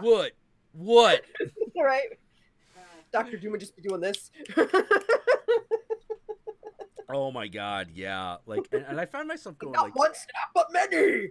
Yeah, I'm like, who would you get to play Dr. Doom in the MCU? See, I go back to Willem Dafoe because I'm like, that guy should play everything. Yeah, right? That is true. I have to agree with you. Yeah, everyone's like, but he was Green Goblin. I'm like, but the Sam Raimi Spider-Mans are not canon with the MCU. Right. He would make a good Doctor Doom. He make a great Doctor Doom. Yeah. He does. Mads Mikkelsen would also make a great Doctor Doom. Yep. Hell yeah. Someone saying the guy from Mad Men. Oh. It will suffer without a narrator. Yeah, Arnold true enough. Arnold Schwarzenegger? Nah. I don't know. He No. can't even Remember play when he was Dr. Dr. Freeze. He can't. Yeah, no. He tried. It's okay. We'll pat him on the head. John Hamm? Clive Owen? Maybe. Clive Owen. I can see it. Clive Owen. Hey, I'm Dr. Arnold Schwarzenegger as Doom. Ron Perlman is Dr. Doom. Oh my No, God, he's Ron Hellboy. Perlman as Dr. Doom would be amazing. He will forever How be you Hellboy. doing? Like, I'm Ron Don't Perlman. care about this new guy. You doing Agent of S.H.I.E.L.D. I'll fuck you Right, up. Ron I'll Perlman. fuck you up so bad. I actually feel like in the DC universe, fucking Ron Perlman ought to play Solomon Grundy. Oh, yeah. Yeah. I see that. Shit. Ooh! Blast Action says Gerard Butler. Ooh. Okay. Yeah. Not a bad choice. Yeah, not a bad choice at all. Yeah. No, not Danny DeVito. Everyone knows it. No. He does enough stuff. Yeah. Come on. I also think that Tommy Wiseau. Hi, Will. I actually think that someone they should get in the all right. Bear with me now. All right. Spider-Man movies specifically. We introduce Arcade. Ooh. Seth Rogen as Arcade.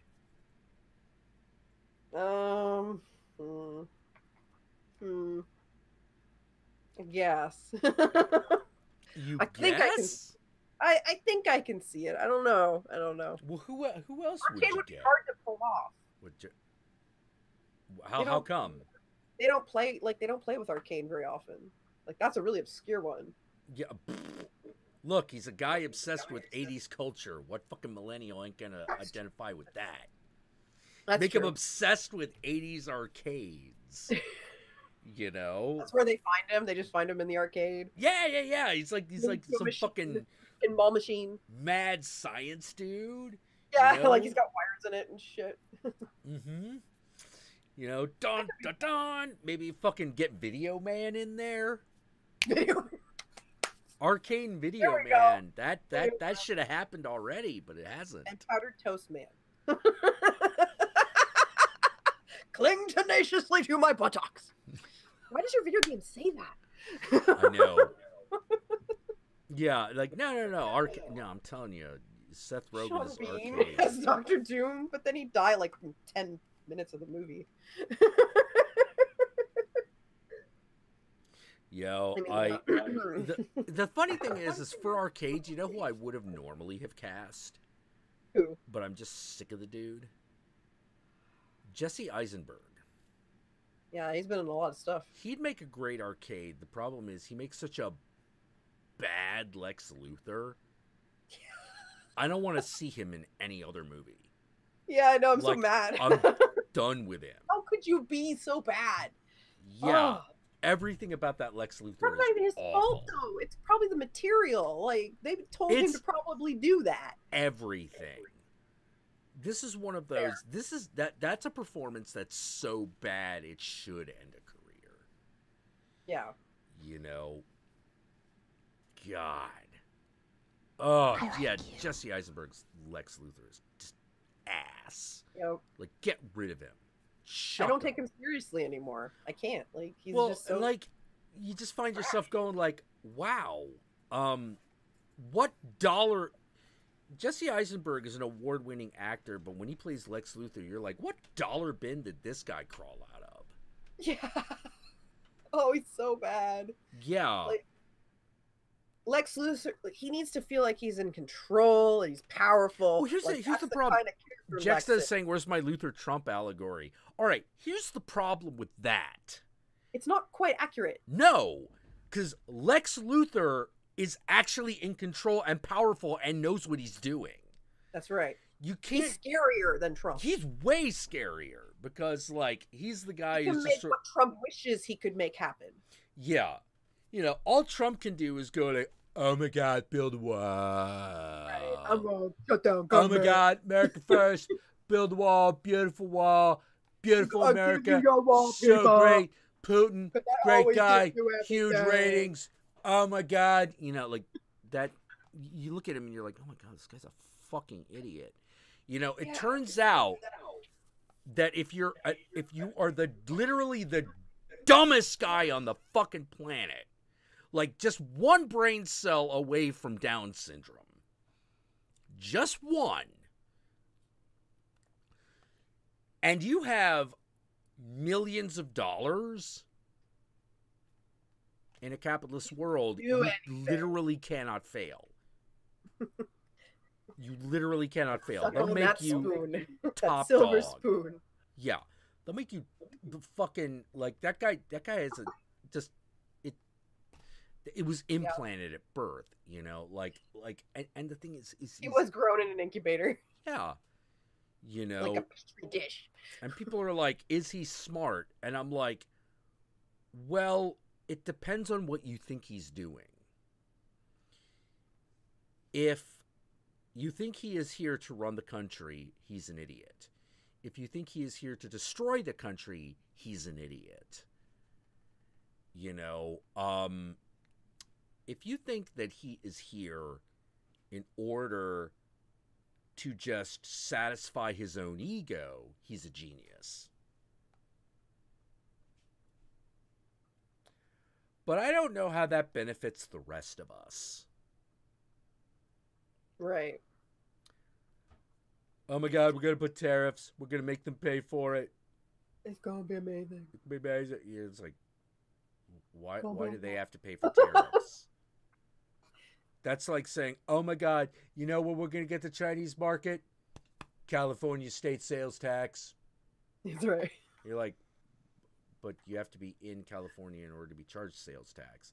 I know all products come from California, therefore all California tax applies. That's not how it works. That is not how that works at all. But it sounds good enough that people are like, yeah, Trump, #1, make America great again. I'm sitting there like, fucking, you gotta be kidding me. Like if Lex Luthor, if Lex Luthor was in charge of the country, I would at least have hope that we could win an armed conflict. Well, John the Joker 13 says, hey, Lex had been president and the country did better. Yeah, it did, didn't it? Right. That's the creepy thing. Yeah. That's the true fear. Because as evil as Lex Luthor is, he is, in his universe, way better businessman than Donald Trump. Because his businesses succeed. Yeah. He makes money. Let's just talk about it. Yeah, he doesn't just talk about having money, he actually makes money. He's more than willing to put the elbow grease in. Like, he will roll up his sleeves and get right down in there. Oh, yeah. He has a silver spoon. He wants to make sure he keeps that spoon. Yep. Like, Donald Trump is not a supervillain. He's just an idiot. He's just an idiot asshole. Yep. You know, I have no respect for him whatsoever. Like, I'm like, wow, it's the president. Tumbleweed. Yeah, like, look at that. Yeah, Biff Tannen is more the Donald Trump. Yeah. Biff Tannen is way more like Donald Trump is way more like Biff Tannen. You know, yeah, Trump does make the version of Lex in the Christopher Reeve Superman movies look like he knows what he's doing. He does. He does. But it turns out, in reality, apparently, to be a world leader, you don't have to know what you're doing. No. You don't even have to understand how things work. Rules? Question mark? Yeah. You know, and I think that that's what pisses me off. I know that that's what pisses me off the most. Because after Trump got elected, I found myself going, there's no higher. That's it. We've reached the limit of where capitalism can go. This is it. It's all downhill from here. There's no way this is going to work. No way at all. Just a cursory evaluation is sort of like, there's no way this can work. But it's still happening. And you're like, well, am I wrong? Will it possibly work? No. You were right the first time. And you're like, oh. Well. 4 years of this. Yeah. 4 years. They feel long already. Dude. Every year. Obama feels like a distant memory, but a beautiful memory. Yeah, beautiful memory. You know, better. It's like, well, like, how to put it? That's how I feel. I felt like Obama at least felt like a president. Right. He still did things like terrible things, like all. Yeah. Whether or not you agreed with things that he did, they felt like decisions that a president would make. Right. You know, sometimes you got to make the hard choices. Sometimes you got to do things that are unpopular. All right, yeah, got it. You know, but this whole like, oh my God, gonna build the wall, shut down the government, no wall, no deal, no budget. And I look at this and I'm like, wow. Right. I think we're about to repeal a lot of the powers of the presidency. Yeah, it's getting really kind of weird. And from my perspective, like I have to watch it through a lens of humor or otherwise I just can't deal with it, right? Like I can't. Well, it's the fuck out. It's really crazy. It's because I love you Americans, you fuckers. I don't want to love you, but I do. I mean, I'm married to one. I love America too. I love the whole idea of it. You know, I was born here, so you know. But my big problem has continuously been I'm fucking sick of idiocy ruling the day. Yeah. You know, it's like, I got an idea. Why don't you stop being stupid? You know, and the other thing is, some people have gotten mad at me for my more hardline anti-conservative stance that I've taken in the last 2 years. But what people don't realize is that times change. And sometimes our opinions have to change with it. That's right. Because I keep looking at the conservative side of the American pasture, on that other side of the fence, and I keep going, wow. I don't know if I don't care about other people at all is a good way to run a country. Right. That seems like a bad idea. Like, even Nicholas Aurelius, like, even though he's an egomaniac, fucking thought that that was for the betterment of Rome and made sure that tried to make sure that things like that happened accordingly. You know, Rome's success is Aurelius's success. Here, we got a guy who, if America succeeds, it doesn't matter unless it's got the Trump brand on it. And I'm like, really? And he'll stamp that shit on everything. Yeah. It's like, oh my God, gonna be Trump world. Oh my God, so great. Oh my God, so good. Like, I can't believe we have this oh my God. Back in the 90s, we wrote a setting where a maniacal, fucking insane businessman becomes president of the United States and literally sells the country off to private interests. I somehow thought that the person who did that was going to have some sort of basic competency. But the answer is no. He doesn't. And I'm like, wow, not only is the executive branch run by a madman, he's an idiot. Yeah. You know, no, I see what Trump's plan is. Fuck you. No, you don't. Because he doesn't. Because there's only one reason people voted for him. You know, because this is what gets me. When you peel back all the layers of bullshit, it just basically comes down to one thing. Racism. Oh my God, black man was president. we have to show them. Yep. That's exactly what it was. Don't let anyone tell you different, because it's a lie. Now, it's a lie they may believe, but it's a lie. Because if you ask the most basic questions, like, oh, let's bring coal back. And I'm like, okay, in order to bring coal back, someone has to buy it. So who's going to buy it? Because we didn't just shut down those coal mines because they were health hazards. Do you not understand progress? Yeah. Do you not understand new technologies? Yeah. We stopped mining that because people stopped buying it. You know, we're a capitalist nation for good or ill. For good and ill.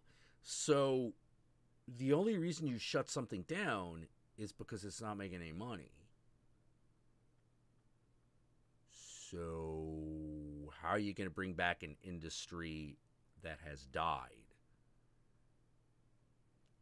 A thing which has literally never happened in the history of anything ever. Once you're done with a resource and no one wants it anymore, it's off the table. It's just done. Yeah, it's just done. Let it go. Yeah.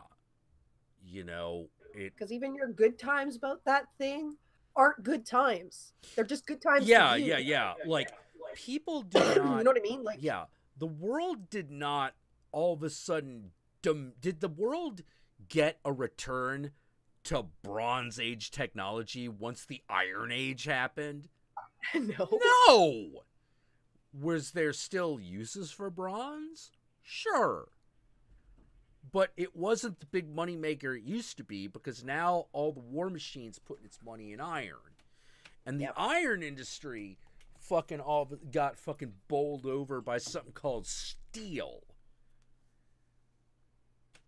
Like, oh my God, alloys. We can make alloys. That's fucking brass and iron together, you bitch. Yeah.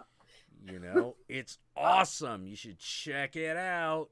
You know, so we make everything with that. Educate yourself, you idiot. Yeah, you know. Read a book. For real, don't talk about it. Just do it. Yeah, you know, and here's the thing. So, if the world's moving against coal, and America doesn't really use coal factories, you know, coal power the way it used to, because I don't know if you've noticed, but we don't use locomotives like we used to.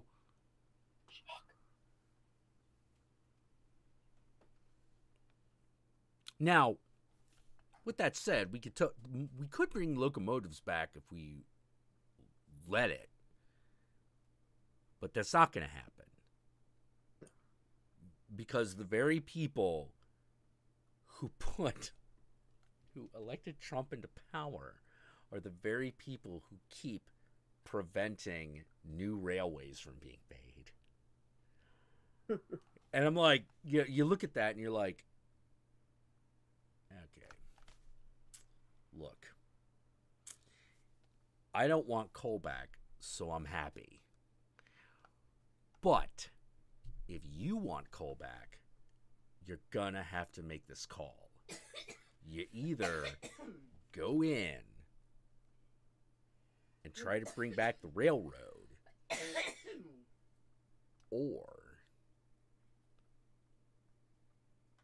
don't, and drop coal, because that's why we needed it.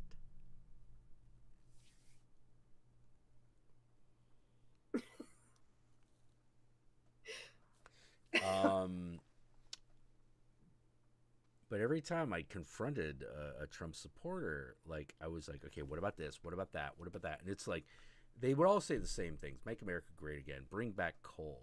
You know, stronger borders. Like, all this shit. And I'm like, okay. How is Trump going to get you? How's Trump going to get you there? Let's assume that you're going to get what you want if you vote for this guy. How is it going to happen? And they never had an answer. You know, and it's like, oh, what about health care? And I'm like, raise taxes. Yep. At the end of the day, you can always raise taxes. Oh, that's unacceptable. I understand that you think it's unacceptable, but it is an answer to the it is a pragmatic answer to the question. It is a solution. Maybe not the best solution, but it exists. So, how are we going to bring coal back? Well, we open up get rid of regulation. Okay, we get rid of regulation, and we start digging for coal. Great. Who do we sell it to?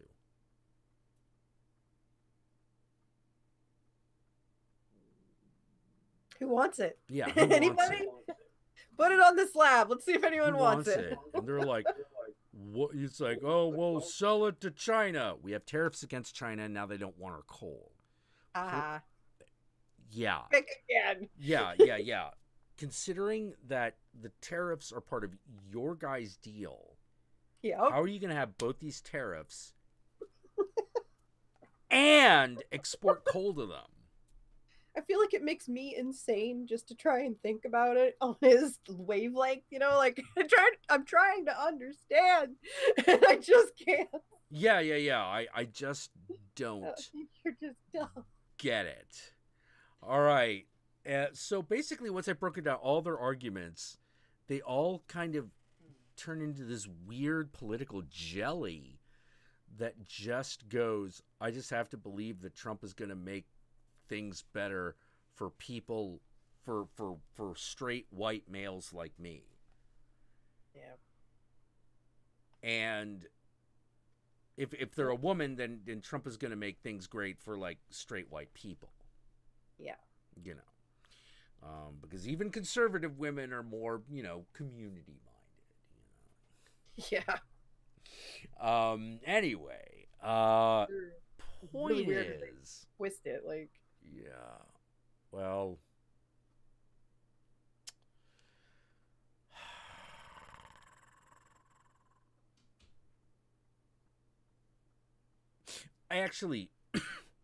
There's a special place in hell,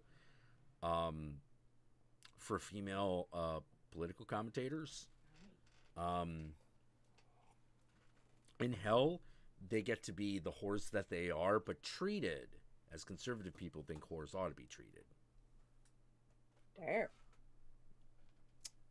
Yep. And then people can watch from like a glass window and make commentary.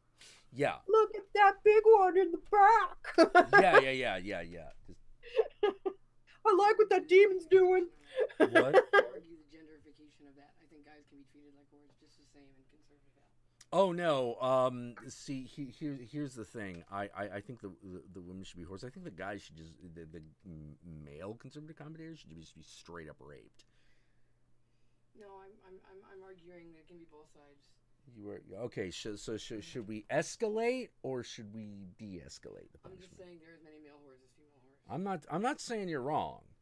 I'm just saying that I am less personal and more ruthless with that, because that's like, oh yeah, let the lions rape them. Oh come on, what do you have against the lions? I don't. Nothing. I've given them carte blanche I've given lions carte blanche to fucking eat and rape male conservative commentators. I'm just saying it should be some of either. Like Dante did not differentiate by gender. He did not? No, behavior was behavior. Well, all right, good point, but like, I feel like you live by the sword, die by the sword. Like they're all about like gender differences. So why not make them live with that? So I'm saying, why can't hell be a more egalitarian place where everyone just suffers? Because that's not painful enough. It's not supposed to be fair. It's hell. Like fuck that. All right. Point is children. Yeah. Point is kill children. Kill children. The younger the better, Like I actually, my feeling is that once you reach positive numbers, Maybe not kill children anymore, but like definitely when you're in negative numbers, like I say kill with impunity. You know, just be like, hey, that looks like a baby. You have to make a case for. You have to go there and like, no, please don't kill it. And you just be like, okay, so you want it? Yeah. All right then, you can keep it, but you need to buck up. Yeah, you need to buck up. You know, because if someone's like, you're like, hey, you look pregnant. I'm gonna kill that. I see that fetus. Kill that fetus.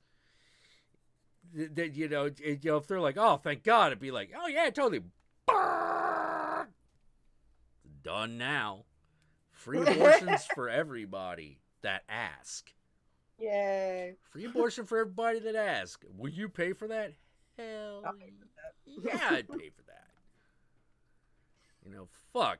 I think that there should be some guy's baby who raped you. Yeah, I fucking want it gone. Yeah. I think that we should have a publicly funded orginarium. Orginarium? With an abortion clinic right next to it.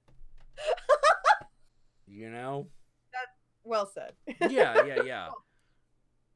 Yeah, and if you're there because you want to be pregnant by some strange, there you go. You know, you just don't go to the fucking abortion area. You just you know, because they'll ask you. They have to ask you. It's like, hey, you want an abortion, right? And if you're like, no, I want to keep this, you're just like, oh, well, see you tomorrow. All right. See you later then. You know, like just fucking take off. You know, good luck with that. Right across the street is fucking natal care. Like, I think those should all be on the same block. Natal care. I just saw where the dead go to die. Help. You know, take care of your citizens. Yeah. Weird the orginarium. I know it's not an American natal clinic and the abortion clinic, all within walking distance. You know, like that's the way it should be. That's how God intended it, I think. That is how God intended it. Absolutely. You know. Go ask him on Sunday. Oh yeah. You know, ask him. He'll tell you.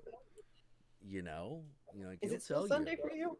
That's something that it is Sunday for me. You know, okay. that's something I think that God and the Dark Lord agree upon. It's like free abortions. Oh yeah, absolutely. You know, don't hell. You don't want. Yeah. Yeah. Hell, that was the decision. See, that's the decision God came to when fucking Abraham fucking almost killed Isaac. God was like, oh shit. I meant to tell him kill his kid like while he was still in the womb. Fuck. Now I got a goddamn moral dilemma. Yep. You know, I should have been like, yo, Abraham, like, your wife is pregnant, kick her in the stomach. or send her to that midwife who can't possibly exist because it's the days of Abraham. But you know, whatever. Go off that land of Nod. There seemed to be like people over there for some reason that I didn't make. You know, fucking Canaanites. Those guys are fucking weird. They're like these weird pagan people who farm instead of ranch. Like God's chosen, which is why we have that whole story of Cain and Abel. Yeah. You know, it's like, what was it? Oh, God likes ranchers over farmers. Like that's literally it, because like it's stupid. Yeah, it's so stupid because it was like, oh, those Canaanites, they're degenerates. What do they do? Oh, they farm. Farming's for pussies.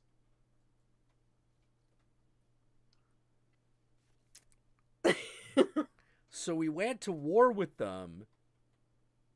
We lost. But then we were like, hey, let's keep wandering around the desert and act like we won. And there you get the Book of Genesis. I hate people. Right. You know, like, I hate people sometimes. Fucking humans. That's why I'm not a human. Yeah. All right, so this is what we're going to do. We're going to take a 5-minute. The Bible is an abortion. The Bible is a huge... The Bible's actually really, really interesting. But the thing that makes it so obvious is... So if you read the Bible, and the Koran, you know, I recommend it. Couple things that you notice is that the Bible is a religious text made by committee, and that committee was called the Council of Nicaea. It's a real thing. Whereas the Quran holds it together a lot better. But it's very obviously written by a guy who wanted... Jack, I'm still reading that book you recommended. Cool. But what you really realize is that it was written by a warlord who was like, I got an idea. I don't... The Islamic world doesn't seem to like Hebrews very much. So, because those guys keep fucking with our shit. Nobody likes guys that fuck with their shit. So what we're going to do is we're going to get everybody together. We're going to make all the Islamic gods one god. And we're going to fight the Hebrews. And we're going to be like, yes! We're awesome. And the thing is that that's kind of a tried and true religious method. You know, Right. like he wasn't the first to do that. He probably will not be the last. You know, actually, like, he wasn't the last. But point is, when you read the actual text, there's a lot of like stories of like genies and fucking, you know, people with magic powers, and you know how it all somehow relates to the one God, Allah, and like all that shit. And you start to realize that the Quran is really interesting because as the Bible is created by committee, the Quran has been rewritten and you can still see the edit marks. It's pretty fascinating. One being all the passages that have to deal with Muhammad's like law code, you know, the code that he puts down for the war party, for the army. Right.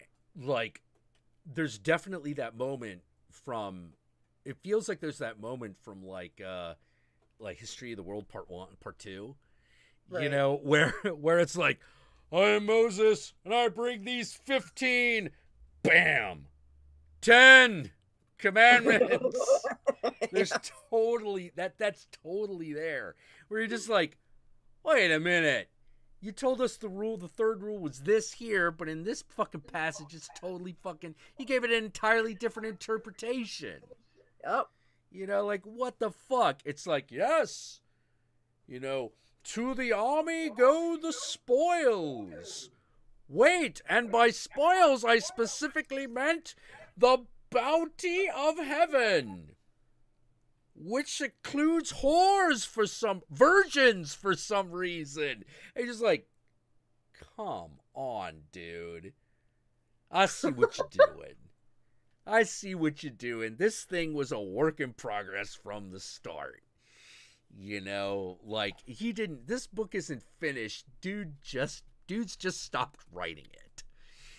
You know, that's what's interesting about the Quran. The Quran's really interesting that way, because it deals with a lot of known problems that were happening, because Muhammad was like, here, I've got my text. It's awesome. It's perfect. There's no way anyone can misinterpret this shit. And then as things went on, he was like, okay, so it turns out they totally misinterpreted that. And so I can't rewrite it because I said it was the word of God. So I have to reinterpret it kind of Midrash style, except we won't call it that because we're not Hebrews. And oh God, there's so much of that shit. And the funny thing is at the end of the day, unlike a lot of other Judeo-Christian figures, we know Muhammad was a real guy. We know Muhammad was real. You know, there's too much literature about him from foreign countries. You know, and it's not like, oh yes, and the Mohammedans. It's sort of like, oh yeah, this guy showed up, said he was Muhammad, and he said this shit. What do you want us to do? Like, you know, like, oh, this is post-Babylon, but still, like, you know, Egypt's like, oh yeah, okay, whatever. Look, you got your war party. We got this multicultural thing happening around here. I don't know if you noticed. You Abrahamic, you fucking Arabic bastard. You know, what are you doing here? Well, you are black skinned and you are evil Egyptians. Really? Real? Really? Fuck you. Like, how about this? Why don't you go to Rome then and talk with those significantly less swarthy people, you piece of shit. Fuck you. Like Yeah, the Bible's full. Why don't you wait 1,000 years and then get fucking decimated by the Mongols, who are people you don't even realize exist yet? Yep. Anyway, I am going to. We're going to take a 5-minute break, and we shall return, and then we'll bring August Anderson in. Boop. Ooh.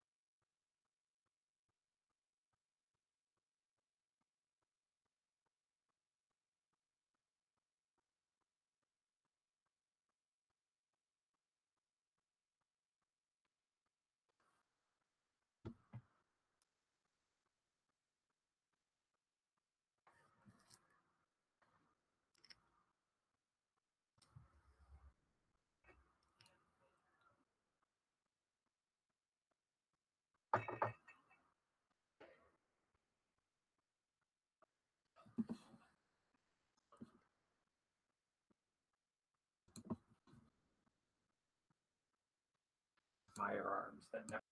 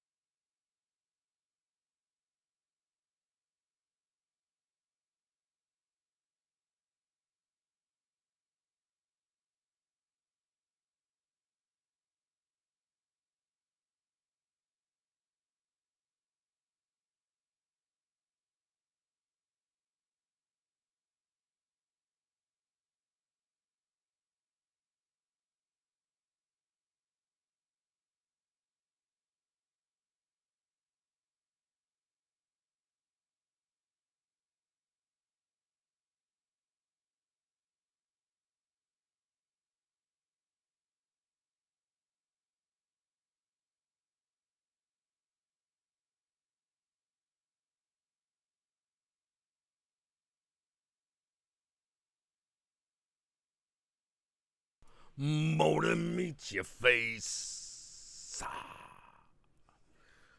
All right, August, just shooby-doob.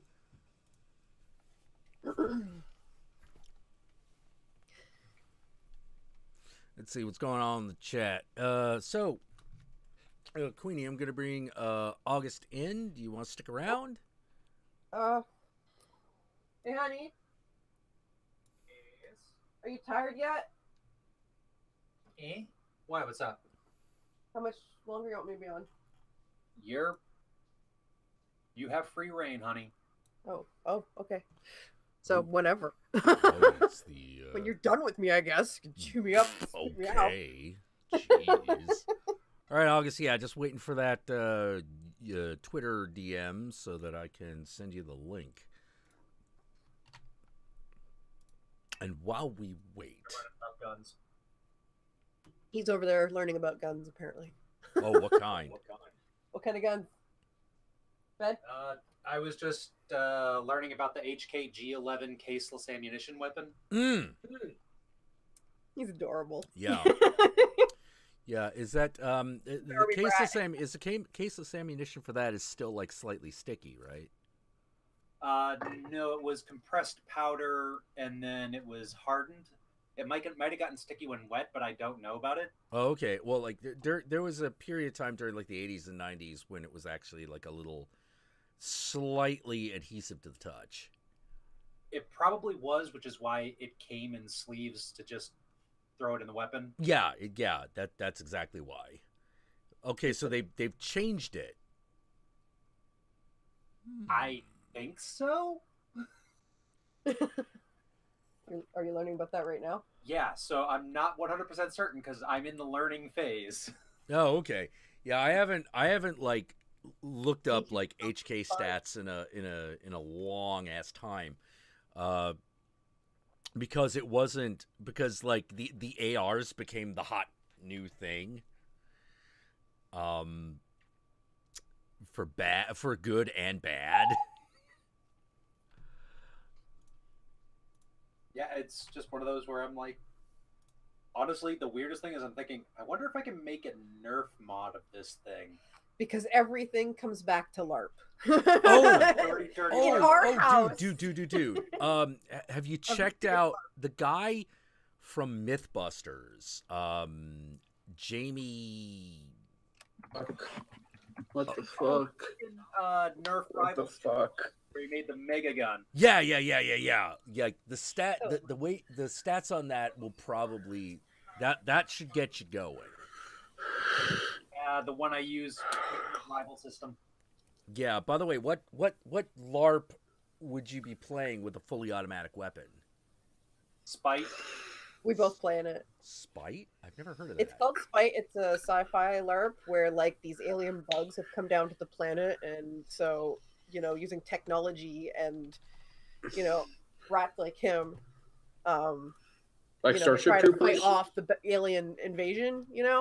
The costumes are really neat for the bugs that we call them. it's like Starship Troopers, right? It's like Starship Troopers meets what is it? Starship Trooper meets Post-apocalypse. So like the original Starship Troopers book. Yeah. Without the exoframes. Yes. I actually play an android in that game, and I have a lot of fun with her. And I've kind of modeled her off of Priest from Blade Runner. And so I do like the crazy eye makeup, but she's like a fucking mastermind. She's a puppeteer in the background doing like pulling all the strings. And I didn't really intend for her to turn into that, but that's how she's getting revenge on the humans who mistreated her. By being smarter than them. One of the things I don't think a lot of people realize about Starship Troopers is that's the origin of the Japanese mech. Yeah. Yeah, the exosuit. Really? Oh, yeah. Oh, the book, not the movie. Not the movie, but the book. The movie didn't have that till the third one, which was but the book, it starts out... Yeah. They're like punching through like the bugs and shit. Yeah. It's also the first instance of rocket jumping. Because that's literally something the Starship Troopers do when they're on a planet, which is... The exosuit can withstand the blast of the ammunition that they fire, but it's highly explosive. So if they need to hop over something, they just fire at the ground and like launch up.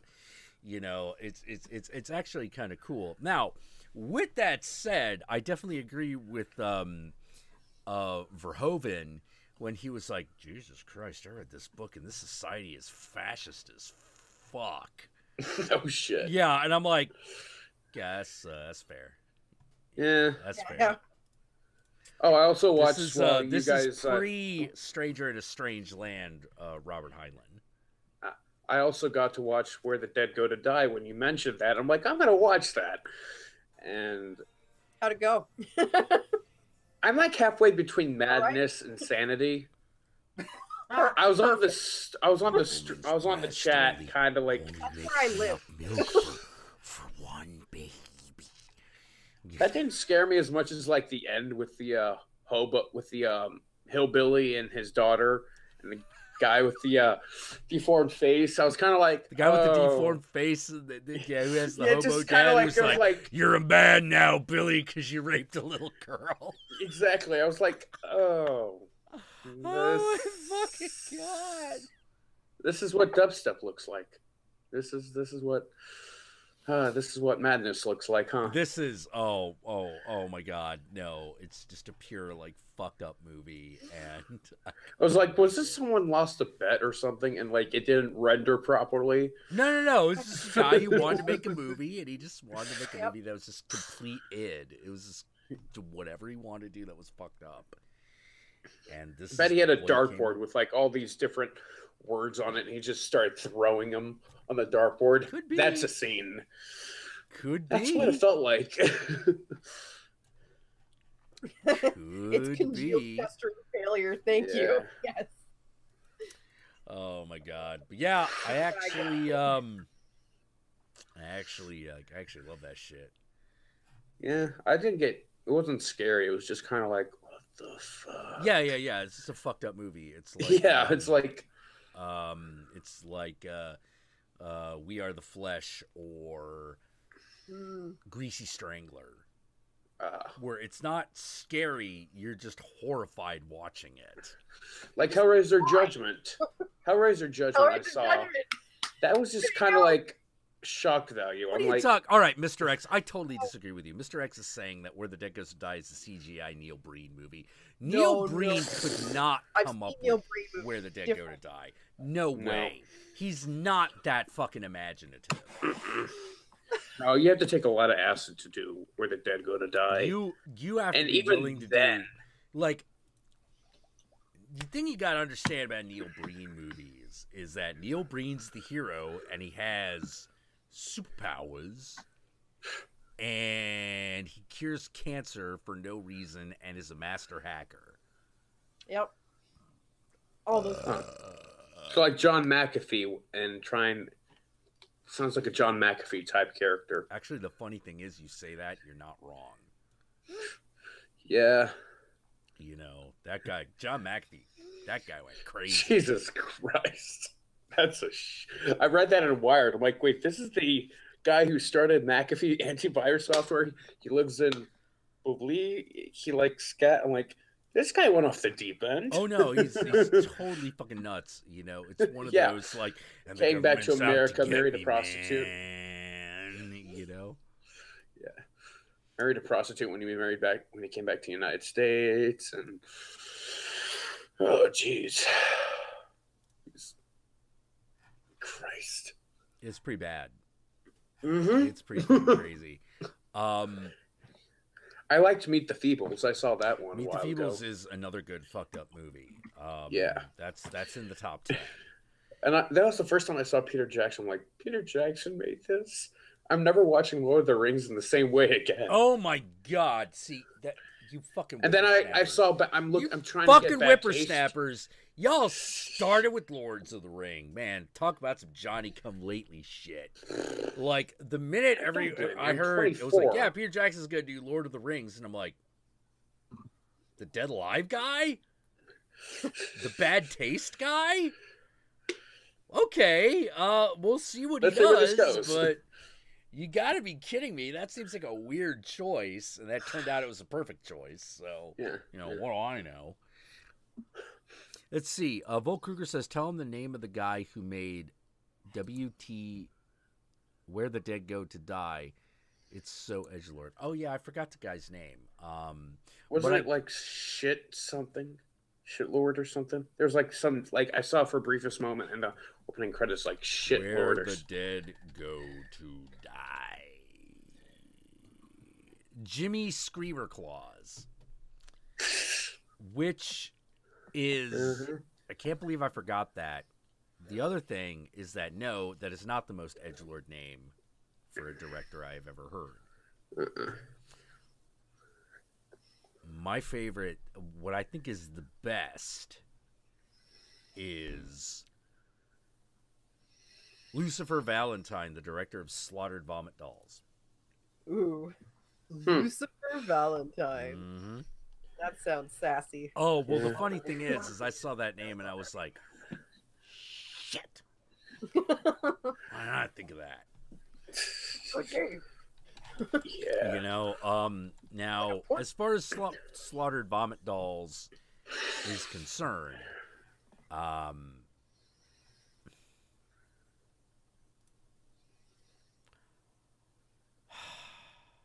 do I put this? It only somewhat delivers on its premise. There are girls which could be considered dolls. They do throw up, and there is blood. But is it a slaughterhouse type blood? Like no, it's a girl tripping out in a fucking motel room, throwing up into a toilet while weird camera things happen. That's not what I've got it from the title. No, yeah, you're expecting like a guinea pig film. Yeah, like The Farm, where they basically cook people up, or they feed people vomit and shit. Yeah, like yeah, some really yeah. gross You're out shit. expecting something like that, like maybe that, Yeah, but with hot chicks or something. Yeah, exactly. Like some, like just really Hence snuffy the type dolls, shit. you know. Yeah, but vomit, water, dolls.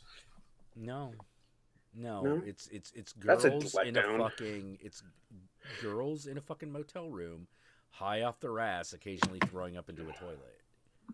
Occasionally there's That's it. blood, obvious stage blood, and that's the movie. Huh. That's the movie. Any plot? No. Okay. Plot to Why make. do I ask? Why do I ask? I don't know. not Hey, Gaslight Tales. Yeah, you have walked in on a weird conversation. Welcome Oh, yeah. to Counteract Sure and have. Stream. Say hello to the Slut Pit. Slut Pit, say hello to Gaslight Tales. Hey, Gaslight. Everyone should do it because, like, Slut Pit's not just August here, you know. It's, No, we don't just have no, one it's guy not. and call him the Slut No, it's Pit, not. you know? I feel like that's me. Like, Well, I feel like you would need at least like 5 like hoochie mamas with you at all times in order for you to personally be called a slut pit. oh yeah, I was talking about like me being on the chat so much, even though it's not been that long. yeah. I've been you're working lying. my ass off. Yeah, too much. Yeah. That's kind of Mr. X, you're gonna have sad. to let go of this Neil Breen thing because like you're just gonna have to let it go, man. You know, It's hard. that guy is so pedestrian compared to what Compared we to the should shit. be talking about. Like slaughtered vomit dolls. You fucking damn. What's with that? What up with that hoochie mama? When you're with a fine hoochie mama, you know. Let's see. All right, so everyone here knows Aquatine Hunger Force, right? Yes. Okay. Boxer Brown. Caucasian. What's this? You It's a know? wristwatch, Shake. You know, time is valuable to you now. to get me through that movie. Cool. Ah.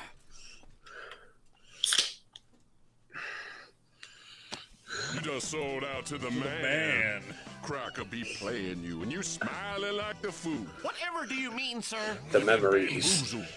I'm just like, okay, I can understand. And it just goes like, boom, Yeah. off the fucking rails. I'm like, he had a kind of cool thing going, and then he just put shit on it, curb stomped it, and set it on fire, put the fire out, shit on it, light it up, fire again. It was just so. Oh, I'm still reading those books, the Forgotten Books of Eden. The Forgotten Books of Eden. Yeah. What do you think so far? I'm still in. I'm trying to read it, but I work a lot, so I'm on like page 300, and I just got past when Cain was lusting after his sister who liked Abel, so that kind of started that shit. Yeah, I mean, yeah. And I was reading this book, and I'm thinking, God's a really nice guy for like kicking these 2 people out of the garden. He gave them a lot of chances. Yeah. He's There's a lot of very lenient. yeah. There's a lot of extra shit that the Books of Eden go into. Yeah, like Adam and Eve learn how to farm. I'm like, this is kind of, this is okay, cool.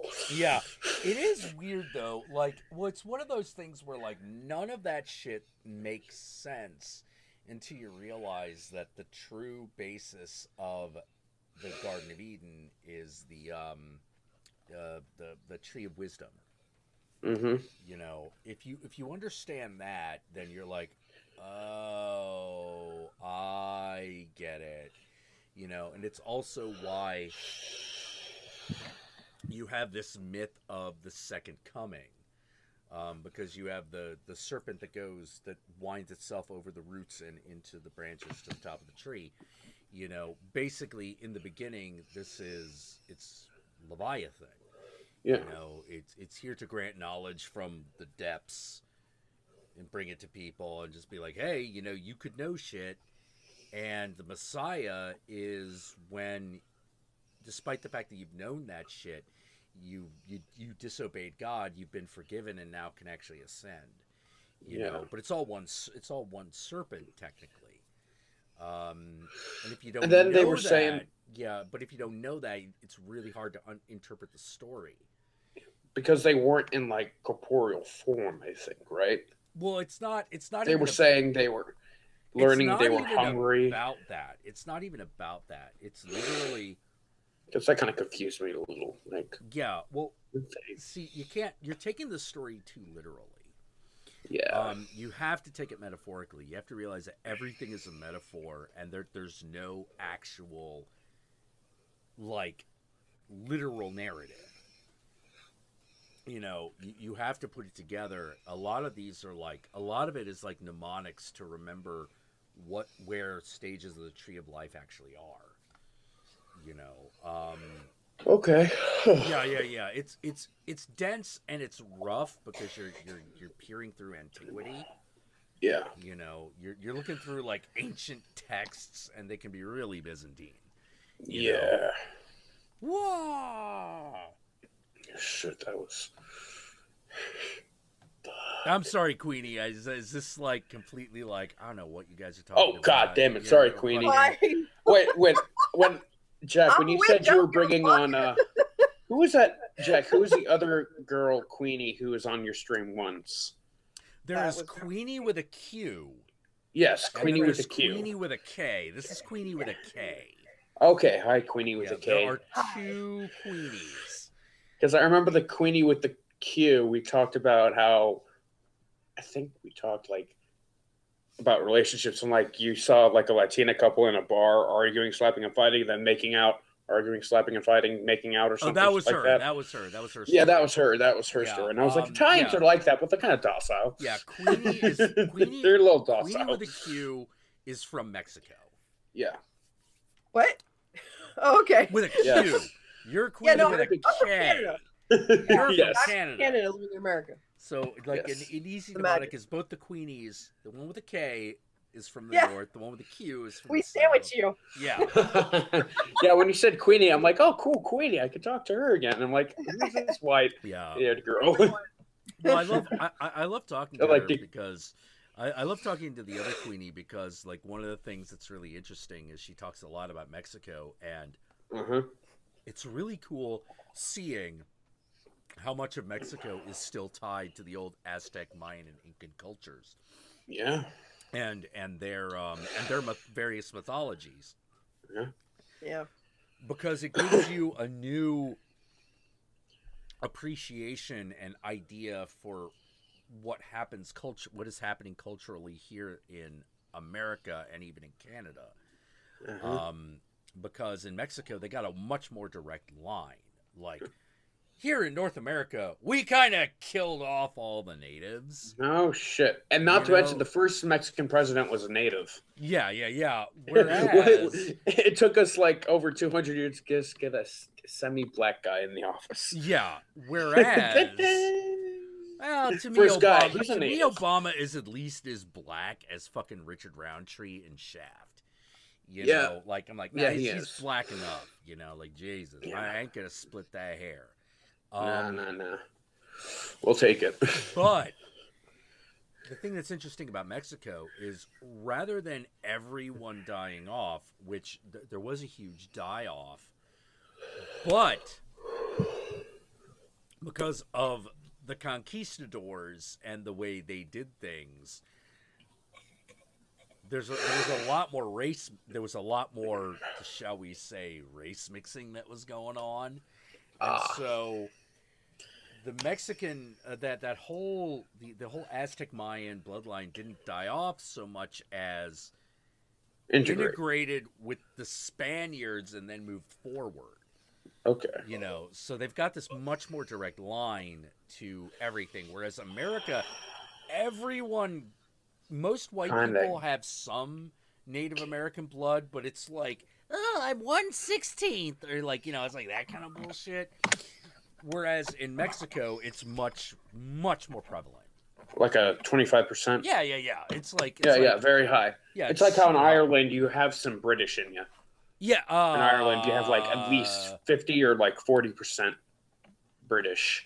Well, I actually is the correct term British or English in that context? United Kingdom. There's different kingdoms, different cultures over there, man. Well, there's Gaelic. I can't remember if Britain is the name of the isle or the country. You know, Britain is one of the United Kingdoms. Scotland is a United Kingdom. Wales is United Kingdom. Yeah. But what about Britain and England? I think that's just kind of like a generalization. Well, yeah, but I mean, there's there's actually a technical difference. Yeah, the technical difference is Scotland. England is separated from Scotland. There's that. That's all I know of it. Is it? There might be some more. Yeah, Scottish very independent. I thought. Hold on, England. All right, let's look this up. Let's look this shit up. England, birthplace of Shakespeare and the Beatles. Mm-hmm. All right. Okay. I'm like, shit. okay, thank you. You don't say. England is a country that is part of the United Kingdom. It shares borders with Scotland and Wales. Okay, so England is specifically like London land. Mm-hmm. You know, that's London land. London and Yorkshire and places like that. That was a little Scottish at the end. Yeah. All right. So the Kingdom of Great Britain is a sovereign state, Western Europe, blah, blah, blah. So Great Britain is the United Kingdom. Okay. That's the UK. So basically Ireland. Northern Ireland. Yeah, look, there's Let's an not get argument. into that shit There's show. an argument happening. Yeah. But technically, like, you want to start out with the idea that, like, it's Ireland, England, and Scotland and Wales. That's Britain. Uh-huh. You know. Only if my ancestors actually stayed together, it would have been Daneland. Daneland? Yeah, the Danish, man. The Vikings invading England. They did. Yeah, they almost took it over. Yeah, they did take it over. And it's those were still the Norman. England. Huh? No, the Danish, the Viking Danes came in. They took over Northumbria. They almost got to Wessex, and then Alfred the Great pushed them back. But then the Normans from Normandy, descendants of Rollo, who was a Viking, came in, took over England, took over Norway. Yeah, that was William. You're talking about William the Conqueror, right? Yeah, but William the Conqueror took over England.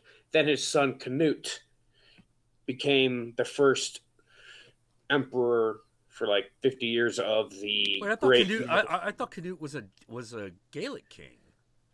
Nope. Canute was a son of William. All right, let's see. King Canute. Canute the Great. King of Denmark. Uh-huh. God damn you, United Kingdom. Like what the fuck? There's a lot going on there. It's hard to keep straight. Yeah. There's so much history there, man. Yeah, it's where all the history comes from, you know. Yeah. All right, so apparently, yeah. Okay, apparently, yeah. Okay. Knowledge. All right. Wait, how the hell did we go? Okay, I'm kind of thinking, trying to trace back our conversation. Point is, yes. Britain is point the is, whole country. England is specifically part of the country. Yeah, England is specifically one of the countries. The country that has London in it. Mm-hmm. You know, and the English are so fucking arrogant that they just call themselves the British. Yeah. You know. Well, the Scottish are kind of more like fuck that shit. Well, the Scottish has a very different culture. Yeah, they're very much like fuck you, England. Yeah, Norman invasion. All right. Yeah. And now you know. Okay, and knowing is half the battle. He took Ghetto to performance peace level. Wait, what? Oh, time code lost. Got it. Okay. G.I. Joe. Britain is the main island that England, Scotland, and Wales is on. The British Isles and Britain and Ireland. The UK is England, Scotland, and Wales, and Northern Ireland. Okay. All right. That's a. So wait, wouldn't that be wouldn't that be Britain being the Isle of England and Scotland, and then the United Kingdom would be Northern Ireland and Britain is both the name of the island and the name of the country that is the United Kingdom.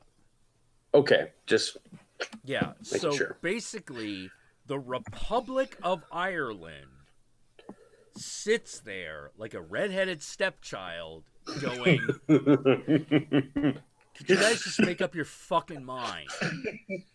You know, I don't know. I'm kind of tired of, kind of tired of, I think, is it the Republic of Ireland that is like, fuck the Pope? Or is that Northern Ireland? That's Northern Ireland. The Irish are very Catholic. Very Catholic.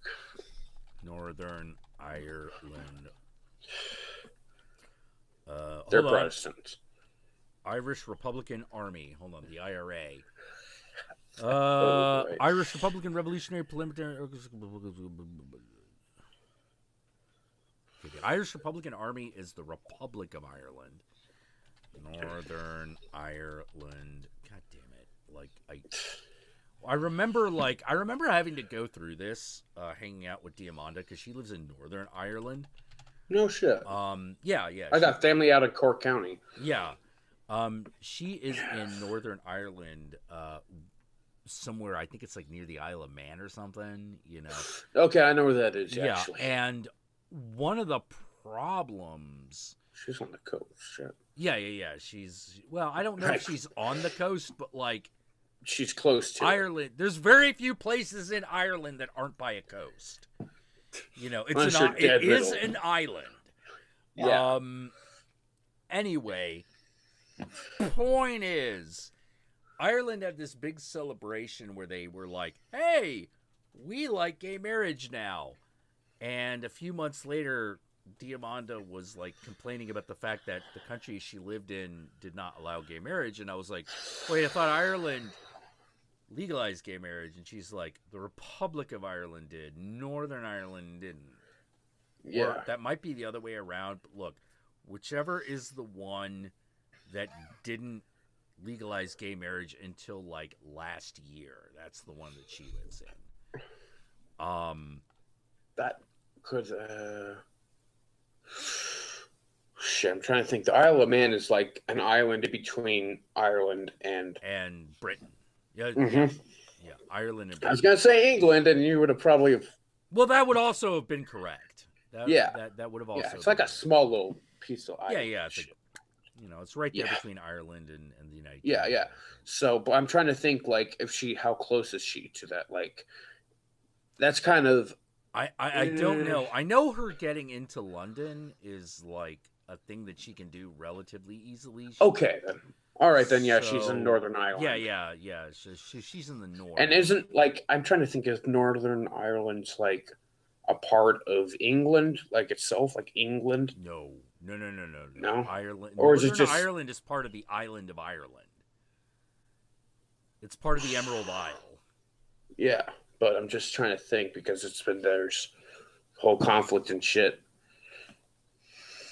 Like if I know that a bunch of Protestants. Oh, okay. I see. Gaslight Tales is like fucking going crazy in here. Are you? Oh, shit. Gaslight. Are you? Do you have knowledge of the Irelands?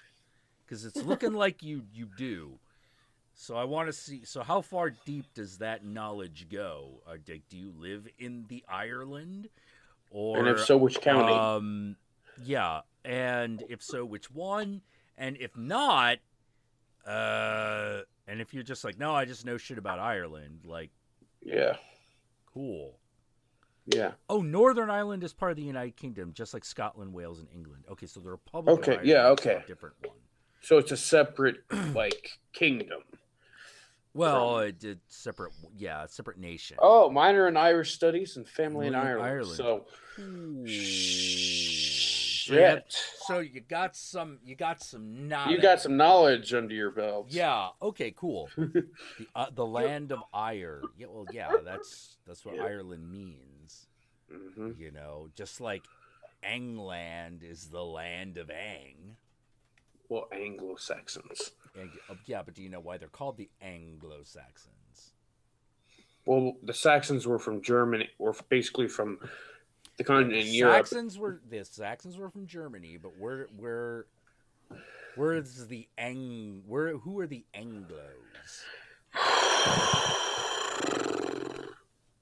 I want to say they are. I'm gonna fucking mess this up. They're Anglos are originally part of England. No. Then I don't know, man. Yeah, those are okay. Those are the people of Ang are like the Danish and the Swedes. Really? Yeah. Yeah, they're the northern people. I thought they were Danish were the Juts. Yeah, but like that's the Danish word for them.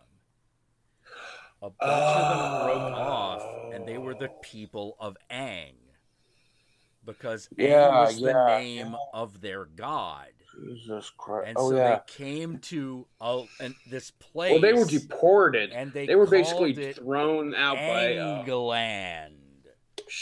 Well, didn't Charlemagne basically deport a bunch of... Charlemagne happened way afterwards. That's way later. That's really? Way later. Yeah. Like, the people of Ang who created Angland, that's like 2,000-3,000 years. That's like several thousand years ago. BC, AD, early AD, late BC? No, it's in BC. It's like in... shit. It's like way back there. You know, actually, maybe not BC, but definitely like a long ass time ago. Yeah, like early 80s. People. Yeah. Yeah. Okay. Then, yeah. Now it's bringing. Yeah. Okay. Yeah. It's coming up. Ang is one of the words for that is syncretic with the Viking god Frey. Yeah. Okay. Yeah. And if like a lot of those old, basically. You know why they say the Aesir and Vanir there was a war between them? Yeah. Wasn't there like a clashing of cultures, basically? Yeah. There totally was. It was most likely a clash between what we would now call the Swedes and the Danes and the Germans. Yeah, basically. You know,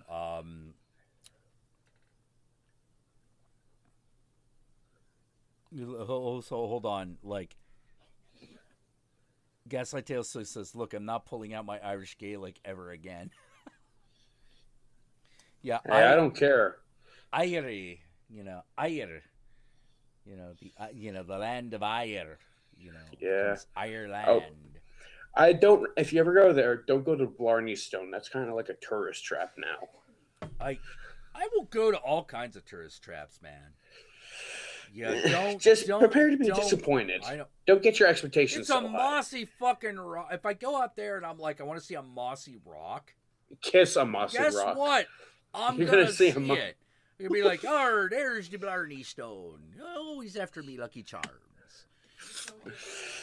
I know you're not supposed to kiss the Blarney Stone. No, you are. Because it's gross and it has everyone else's diseases on it. Oh, worse than that? Locals go and piss on it because the tourists come to kiss it. Ew. Okay. Yeah. Good enough. Because the realization dawns on him. Ew. Well, the funny thing is, I think about it, and I'm like, yeah, that's probably what I would do. And repressing. Repressing. Repressed. Oh, he's after me, Lucky Charms. And repressed. Oh. Wow, making one of my last family vacations with my parents into a horror show. Thank you, Countess. Oh, man. Always helping. Yes, always helpful to ruin family moments, like my dad tried to take the Autobahn. So we went to Germany. Like, this was the last family vacation. I was a senior. My sister was a junior. And we took the Autobahn to Frankfurt from Munich. Hold on. Mousadon says, can anyone pronounce Llewellyn as a proper Welshman? All right. Wait. I'm going to give it a try. You're going to butcher it. Llewellyn. Oh God, I can't get that word to happen. You know, 300% proof. That's Well, Luhuelen is Gaslight. Yeah, I agree with you, Gaslight.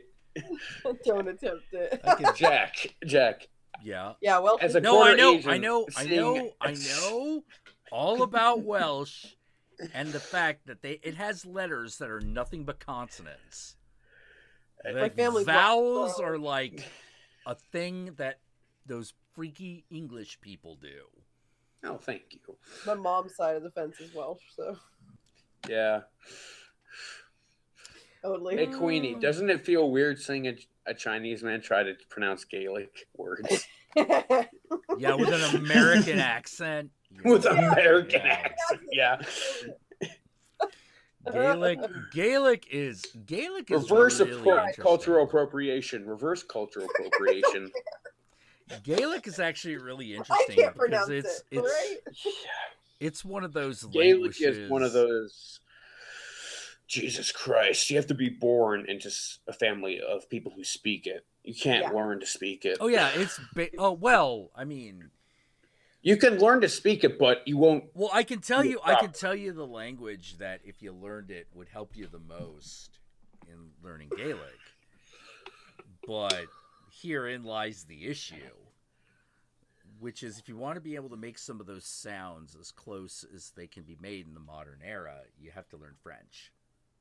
Yeah. Now, what dialect is that? Is that it's not Latin, is it? Gaelic is not French? a dialect. No, not Gaelic. I was talking French. Oh, French is a Romance language. Yes. Yeah. Okay then. Yeah, I was curious about that. Yeah. But it's basically it's an entire, like, how to put it. Let's see. I need to double check on this. No, I don't need. Do you want penis pills Land today? of Gaul. Oh. Gallia, region inhabited by the ancient Gauls, comprising. Okay, I was right. Yeah, parts of modern day France and Belgium, as well as West Germany. So basically, yeah. Mr. X, you're completely right, Mr. X. Gaelic is like an uppity bitch who noticed you didn't say this. Gaelic is and much worse. Yeah, the Gauls were an old Germanic tribe. Were an old pagan people. Yeah, pagan. And, old pagan. Yeah, old pagan people. Back during the height of the Roman Empire, I believe, right? Yep. As pagan, I can tell you we're dirty. Yeah, like. Well, pagan is very. Gaelic isn't pagan very wide? Yeah, well, party you to the ground. Yeah, the Gauls were a very particular brand, though.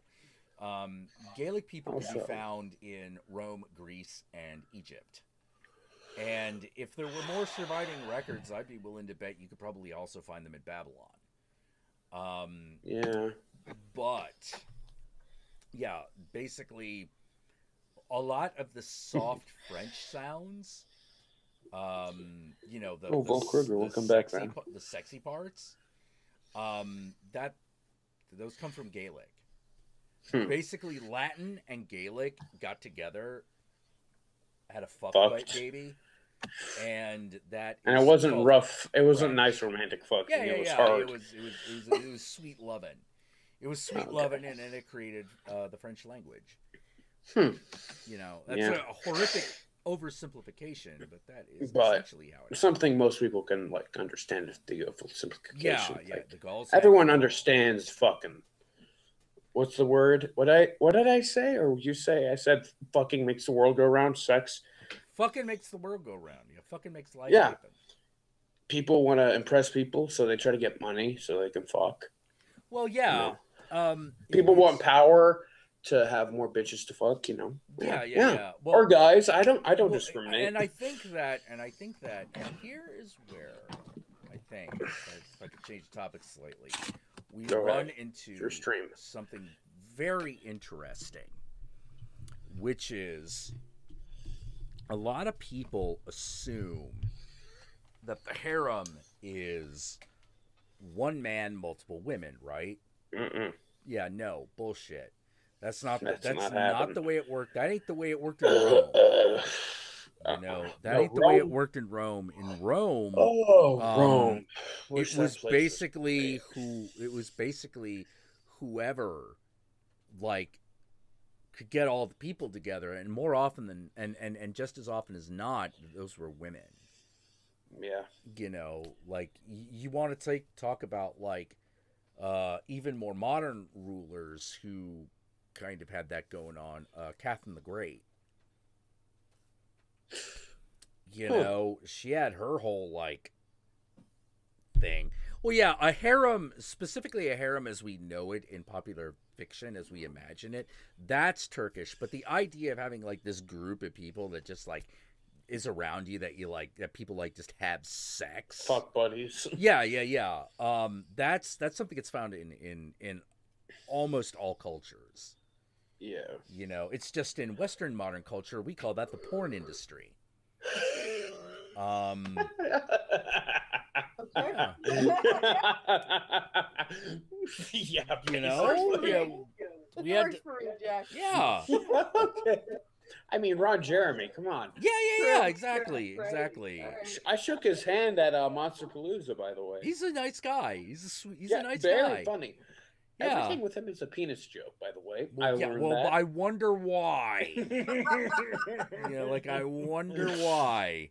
A Jewish guy with a 9-inch dick who can blow himself, and I mean, he's like what, 60-something now, at least. Oh yeah, he's super old dude. He's crusty as shit. Like early 70s. And the thing I love about him, he was always ugly. Yeah, he is not a good look. He's fucked so many hot He's chicks. not It's like a good looking man, No. but he's a very God damn. How to put it? Like, I know this ain't his accent.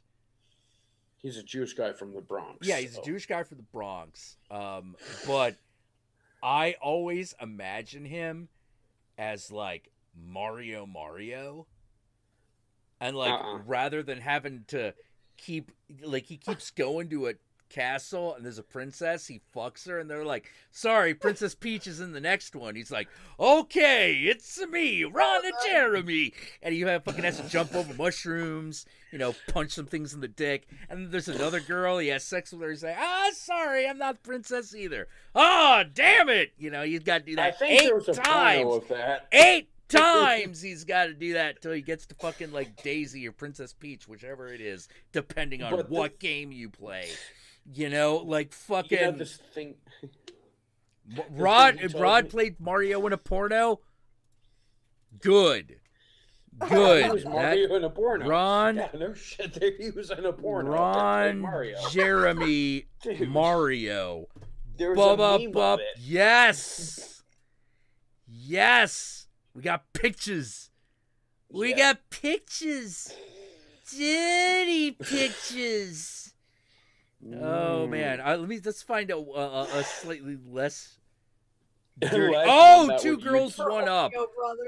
Fucking 2 girls, 1 up. Last action. That's you. I think you just won the stream. Holy crap. Oh man, you need to get like. Well, I think these days you did it in 2018. It'd have to be You have to do a Bowsette. John the Joker, come on, man. No, Ron Jeremy has to be Mario Should've or been Waluigi. I gotta agree. I think fucking Ron Jeremy, he's perfectly cast, especially when you see this picture that I'm trying to fucking find for. Where is it? God damn it! If only they just let me like drag shit onto the fucking thing like they So used using to. YouTube streaming service now, not Twitch. What happened, man? The ban was lifted. My YouTube ban was lifted. You were banned on YouTube? Yeah, I was banned on YouTube. Seriously, he was. Yeah. You showed your nipples on Twitch, I think. That's what Josh told me. Yeah. And you got banned on Twitch for like 90 days. No, not Twitch. I didn't get banned from Twitch for 90 days. Twitch, first infraction, Twitch only bans you for like 48 hours. Unfortunately, that 48 hours landed on a stream day. that one time. So you get this brief ban. They're like, you were a naughty boy. You can't come on Twitch no more. And they're like, okay, Twitch, I guess I'll follow the rules. I'm sorry. You know, and so whatever. But I've always had the audience on the YouTube streams has always been much larger, so I prefer being here. And I told you about if someone's like being racist on the stream, they'll donate all the money from Super Chat to like a charity, right? Okay. Yeah, I told you that like last stream, right? Maybe. You know, like maybe they'll do that. Anywho, continue with your story. I'm sorry. Yeah. So throwing that in there. Point is, there's a picture of Ron Jeremy as Mario, and there's also pictures of him, especially when you see this picture of that fucking chicks in that outfit.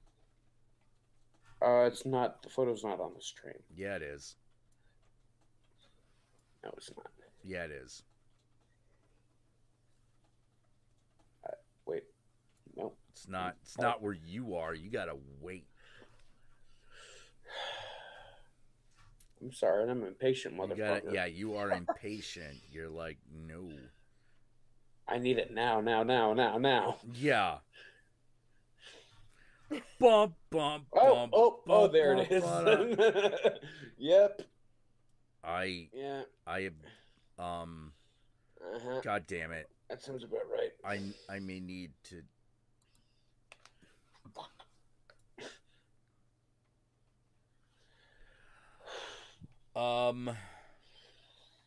All right, everybody. We interrupt this broadcast for a very special.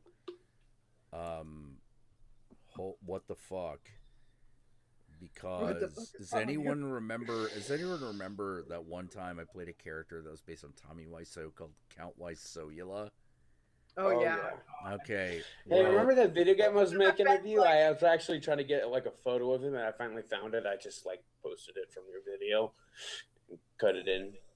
That video game I said I was going to make that I never finished. Got it. So the reason I bring up Count Wiseaula is apparently he's real, and it's Corey Feldman. That seems about right. Fuck Corey Feldman. I told you that story about me winning in life. You did tell me that story about Corey Feldman. I was so pissed. I put my fucking... I don't want to say that I did, but I did put my fist in the wall. Corey Feldman is Tommy Wiseau is playing Count Jackula. What the fuck is going on? You know what he looks like? He looks like a sick Charlie Sheen. So I can see him playing Tommy Wiseau. No, I think Charlie Sheen looks like a sick Corey Feldman, and Corey Feldman looks like a healthier Charlie Sheen. Yo, this is Charlie Sheen without AIDS. Does he have AIDS or he has HIV? I mean, there's a difference. What? Okay, HIV, whatever. You want to get technical about it. Technical, yeah. Sorry, be that guy. Yeah. Wait, you can't copyright. Fucking. Oh, copyright for me. Got it. Sue him. I should sue him and just be like, yo, fucking Corey Feldman. You got married and you were on that reality TV show called The Surreal Life, and now my life is weirder, and fucking. And I want an autograph on my poster, you son of a bitch. 2 hours in line, and I didn't have $5 for your fucking autograph, and the fucking ATM machine's like 2 steps away, and I'd have to get out of line for like 3-hour-long wait again. Sorry about that, Jack. I got like, it's okay. It's okay. Like hey, look, man. Ooh, I was so pissed. I had to fucking,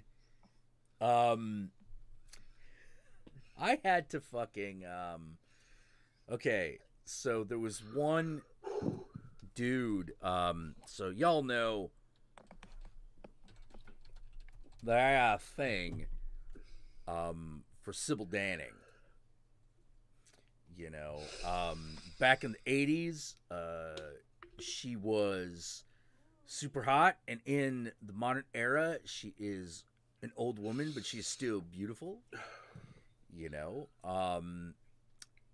and she was at the Monsterpalooza, and I got her autograph, but not before I'd stand behind this other guy who would not get out of the way. It was like, hey, dude, this is like apparently the 4th time you're getting Sybil Danning's autograph. At that point, I get secured.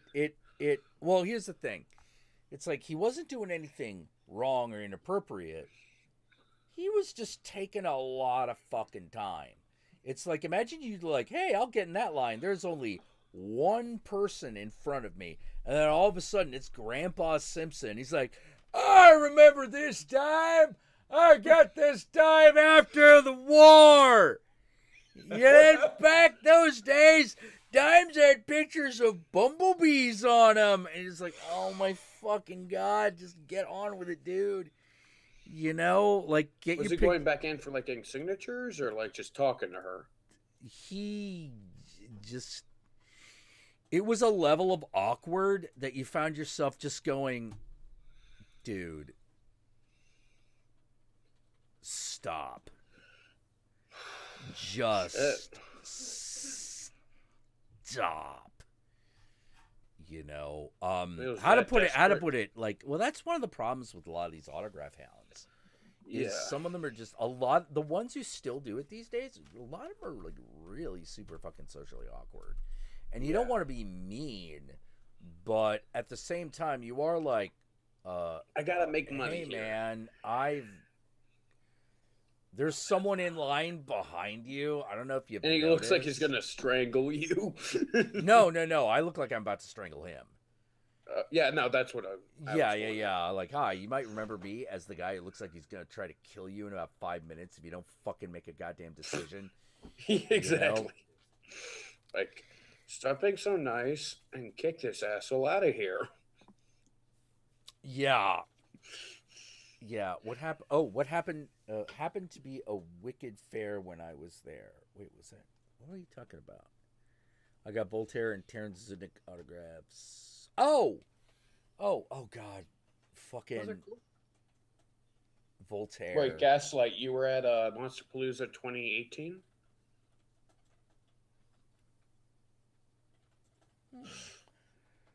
Blast Action happened to be a Wicked Fair. Well, I think Wicked Fair is a different thing because it's capitalized. Wicked Fair.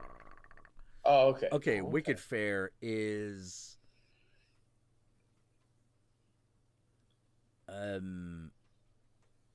Wicked Winter Renaissance Fair. No, I don't think that's it. Wicked Fair promo. Hopefully this is it. Hold on.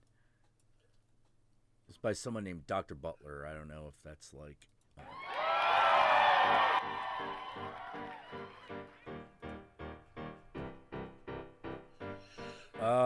Looks like it's just like a science fiction convention. Okay, that's not too bad. Yeah, like. I describe Wicked Fair. How do you describe it? Wicked Fair is everything. It's everything in one. A Cooper Ref? Yeah, is that, Mr. X? I wonder where is that held? Let's see. Well, actually, like the big convention that I haven't been back to in a long time, I'd love to come back to, and I'd want to do it big. Would be Dragon Con. Is that in Cali? No, that's in Atlanta, Georgia. Well, that's actually closer to me. Yeah. It's it's East Coast, you know. Yeah, a lot easier for me. Yeah. Oh man. That was Monsterpalooza, man. That was fun for me. I'm considering either going because I have a bunch of Warhammer stuff, Warhammer 40K shit, to going to Adepticon, which is out at basically near Wisconsin. The Wisconsin Illinois border, and the Michigan Illinois border, or Monsterpalooza. And I'm trying to think, which one should I go to? I have no idea, man. Because I'm like, movie makeup effects or Warhammer. Movie makeup effects or Warhammer. Oh man, speaking of Warhammer, have you ever seen pictures from those like Russian 40K LARPs? Oh my god, Good their suits are so in depth. I'm like, for a while I was thinking, I could go as like one of a plague marine to. I was trying to think like, how could I go as a plague marine to Monsterpalooza? How could I pull that off? Well, yeah, you just have to make the suit. You just have to make the exactly. outfit. But how would I? I mean, I was thinking like, so what color palette would I use? Would I? Green. Yeah, no shit, green. But also, like, I was thinking, like, if I was going to do, like, squirting pus, or if I was going to go as Typhus, the guy who basically has a bunch of insects living in him at once. Hold on. What's his name? Typhus? Yes. Typhus. Typhus. Basically, is that little arm shriveled up? Oh, yeah. Has a bunch of rot flies living in him. Yeah, and he's got those, like fungus horns that are growing out of him. Basically where the flies come out of. Yeah. I was thinking about that. Oh, man.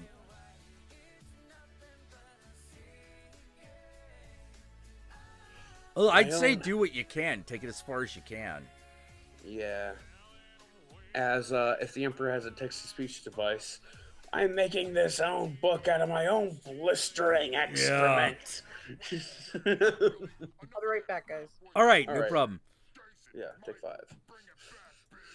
Oh, man. Nah, but I actually just got the, for Christmas, my parents gave me one thing I actually liked, the Space Wolves Codex, and I just, thank you, I play Space Wolves a lot.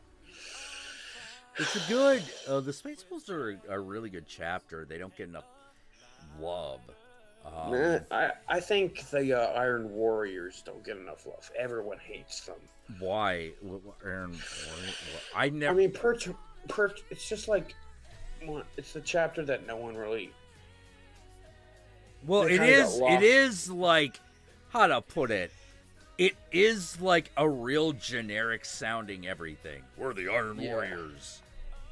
We basically break into your fortress and steal your shit. Yeah, that's not, it's not like Alpha Legion or no Alpha Legion. Oh man, I actually got into a couple questions into these guys who make like One Mind Syndicate. Look them up. I actually got some questions answered by them. And if you know anything about the lore, how much lore do you know of from 40K? Quite a bit, actually. So do you think, one guy and One Man Syndicate thinks that the Necron, no. My bad. The Tyranids are basically the old one's way of wiping the slate clean. They're basically the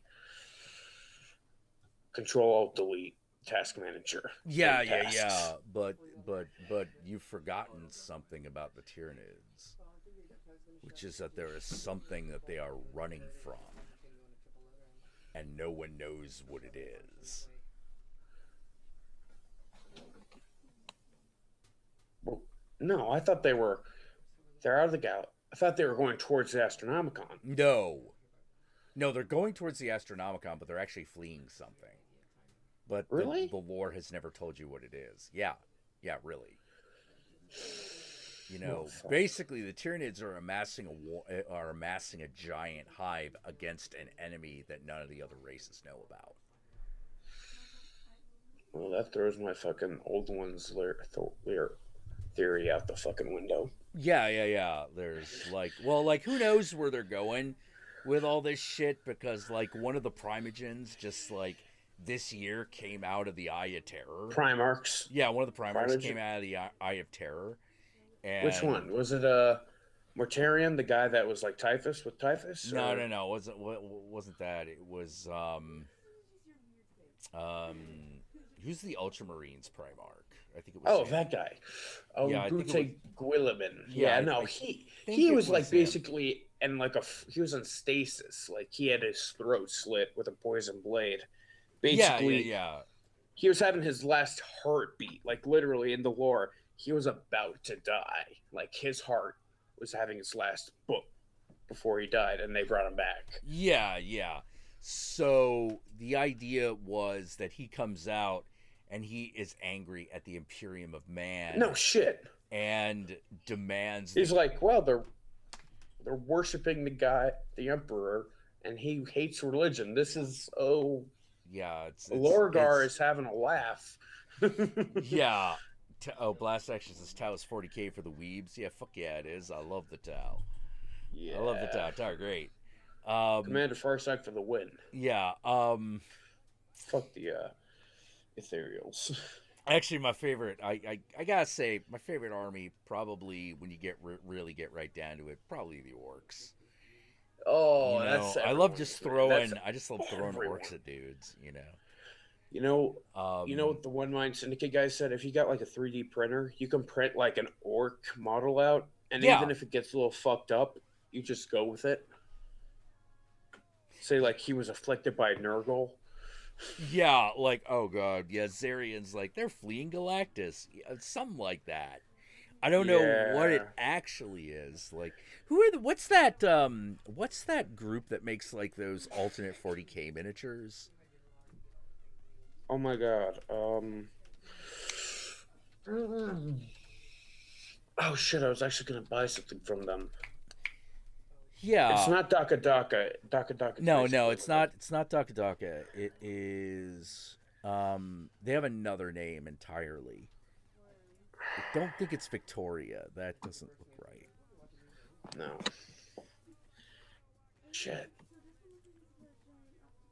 So what's going on in the background, man? You got like people are settling in. I'm actually gonna have to actually like go. Oh, I think Forge World is the one. I think hold on, Forge World miniatures. No, Forge World is a Games Workshop site. Were you talking about like an independent third party type thing? It is. I am talking about independent third party. No, Forge World is owned by Games Workshop. Yes. Oh, okay. It didn't used to be. Oh, okay. Hey, Josh. But it might still be those dudes. No, they make the Primarch miniatures. They're releasing a new one basically like 40 days ago. There was an announcement because in the lore there's this planet called Vigilus. Basically the Eye of Terror broke through Cadia, and for everyone in the stream who doesn't know what the hell we're talking about, look up 40K and get researched in it. Then you'll understand. Galaxy split in half. By the way, Queenie, do you know who I'm talking about? Yeah, because my husband plays 40K. 40K, yeah, okay. Oh shit! So you he don't used to paint his own miniatures. So yeah, so you don't remember the name of that company, do you? Ben says Forge World. All right, he said Forge World. Yeah, they used to independent, and then they Games Workshop ate them. Oh, okay. Yeah, that's how old my husband is. Okay, so they're the ones that made like the alternate squat army after they had removed the squats from the game. Yeah, wait, so that just them as Imperial Guard. Okay, so what happened to all the old models that they used to make? Well, they're making Did they get rid of them, or are they still squats? like? No, dude. I'm asking Queenie's husband here. Is yeah, he speaks from the shadows. All right, so I remember when they got rid of all the like the Slanesh models. Like this one company still made them. Was that Forge World? No, that wasn't Forge World. Oh god, I remember the ones you're talking about too. I know that back when I actually worked at a GW shop, you didn't talk about it much, but yeah. basically it was Chinese molds. Hmm. It was Okay. all ordered. There was one company that you could find on Daka that worked with Chinese suppliers essentially, and they provided the molds. Okay, so let me see. Otherworld miniatures. Let's see. All right, I found a list of like top 80, so it's a big list. You know, alternate miniatures. So I figure that one of them's gotta be in here. Unfortunately, they're not ranked. Zealot miniatures? I don't think so. Dark Soul? Dreamforge games? God damn it. Now I'm just...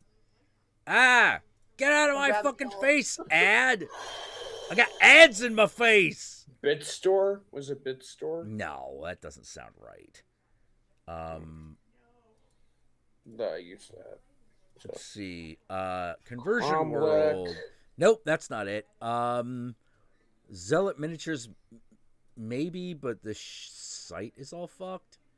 Oh wait, Spiky Bits. that's the website that I found the miniature stuff on. Okay, this is resin printing, so that's not. Soul Dark, no. Dreamforge Games, I don't think so. Damn it! Assholes! I don't. Fuck. Blood and Skulls Industry? Warlord? Appropriate. Troll Forged? I'm like grasping at straws here. All right, not Blood and Skulls. Warlord Games. Come on, get this. Oh God, fine. Don't 50 cent. That is not it. Scrotum Dog. I that's not even what it actually said. I was just like Scrotum Dog, you know, because that sounded like. Oh wait, hold on. This might be it. Titan Forge? No. Okay. Hold on. Bomb. Oh, this how to buy. I don't care about how to buy. Fantasy miniatures, sci-fi miniatures. Blah blah blah blah blah blah blah. How about just everything? Everything in one big list. Hey. Girl in some clothes. Bum. So I was looking at might be Heresy. It might be Heresy miniatures. That sounds appropriate. Yeah, it does, don't it? I've seen this site before. Wow, how this stream's devolved from topics of Great Britain Isles to Warhammer For miniatures. fucking miniatures, I mean... We have devolved miniatures, so man. far. Like fucking gaming. You guys. know? Shut than your sex. mouth. I'm here for the lulls. Yeah. Let's see. Warhammer 40k tabletop is better than sex, I believe. Man, that's You my want me? opinion. Wait, who asked me to keep reviewing? On Facebook, somebody when they're talking about Unity stuff said, "Could you go back to reviewing Transformer toys because your reviews were the best." Oh, well, I appreciate that, but Because you just got like 3 new ones. 3 new Transformers? Yeah, I know. Like, hey, I got Racer. You know, Who's she? she's right over here. She's one of the original female Autobots, son. Recognize. Sorry. I only came in during Armada. That's how I got introduced to Transformers. I'm sorry. I'm a millennial. Okay, don't blame me because I'm not like an 80s and Not even it wasn't even Beast Wars. Fucking Transformers Armada. This is fucking not even Beast Wars. Really? Really, Yeah. fool? Really, Yeah. fool? I'm sorry. I'm not gonna keep apologizing for when I was born. All right. All right, let's see. Evilcraft.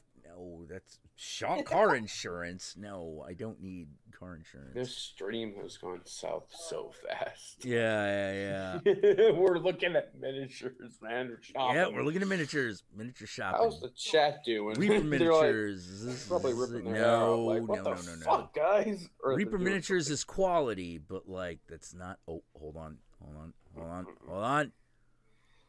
I see female characters that are over a B cup. This might be it. I think Malcadon, you have no idea. I think this is it. Yeah, I think it was the one I was thinking of was I think it was Titan Forge. Yeah, I said Titan Forge. But everyone else said Forge World. Yeah, but Forge World is...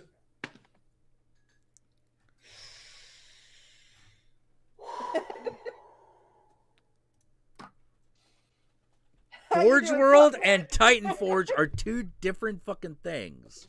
Queenie, I see your husband walked out of the room. Is he okay? He's just like, fuck this shit. It's Titan Forge. And he just walked away. Okay. I feel so there's Titan Forge and then there's Forge World. Those are two different fucking things. Yes, they are. Okay, great. Everybody good now? Are we coming? I think we have fucking figured it out. We've cracked the fucking code. It felt like an hour. Yeah, actually. Yep. Maybe it is an hour of looking through a list of... You know what? I'm just going to stop talking before I say something rad. Happy thoughts, happy thoughts, happy thoughts, happy thoughts. Oh, man. Let's see. Joseph Young, you're my hero. Blitzwing and 2 new guys made just for the film. Although Blitzwing is clearly more Starscream. Yeah, he totally is. Yeah, totally fucking is. All right. So I'm getting the signal that it's time to wrap up because I got some shit to do tomorrow. I might stream a little bit later on Twitch. Oh, Zarian asks how's Satan worshiping going. It's going well. We just celebrated Anti-Christmas, and your birthday's coming up, as mine is too. Oh, right. What's your birthday? Yeah, you're born like a day after me. Oh, so you're like January 9th. Yeah. January 8th. Nice. Yeah. Yeah. All right. So yeah, I gotta go because we have a trip to make tomorrow. I know this has been a short one at only 3.5 hours. But I want to thank everybody. I want to thank everyone for coming. I want to thank everyone. I want to thank August and Queenie for being on the show.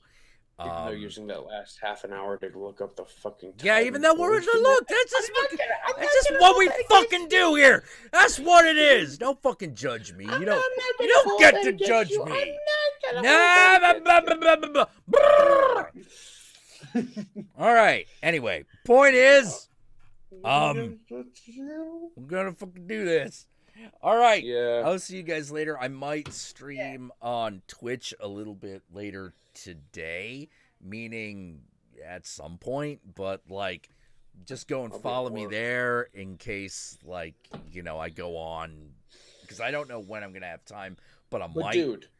Yeah. If you go to DragonCon, say it during a stream or a video when you're like vlogs or something, and I'll try to hit you up there. Okay, sure. Yeah. All right, man. All right. So, until next time, remember Ave Satanas, Disco Inferno. Keep Space watching. Jews. Stop with the Space Jews, man. Stop with the Space Jews. I couldn't help myself in this whole stream. I held myself back. Everybody, come on. You got to take now. Space Jam. Come on and slam. And welcome to the jam. Yeah. Yep. I was holding that in for the longest time. Yeah. Hold on. Because I saw that video like a week before Yogi put it up, and I'm like, all right. Well, poor thing. I'll talk to y'all later. Y'all take care. Ave Satanas, Disco Inferno.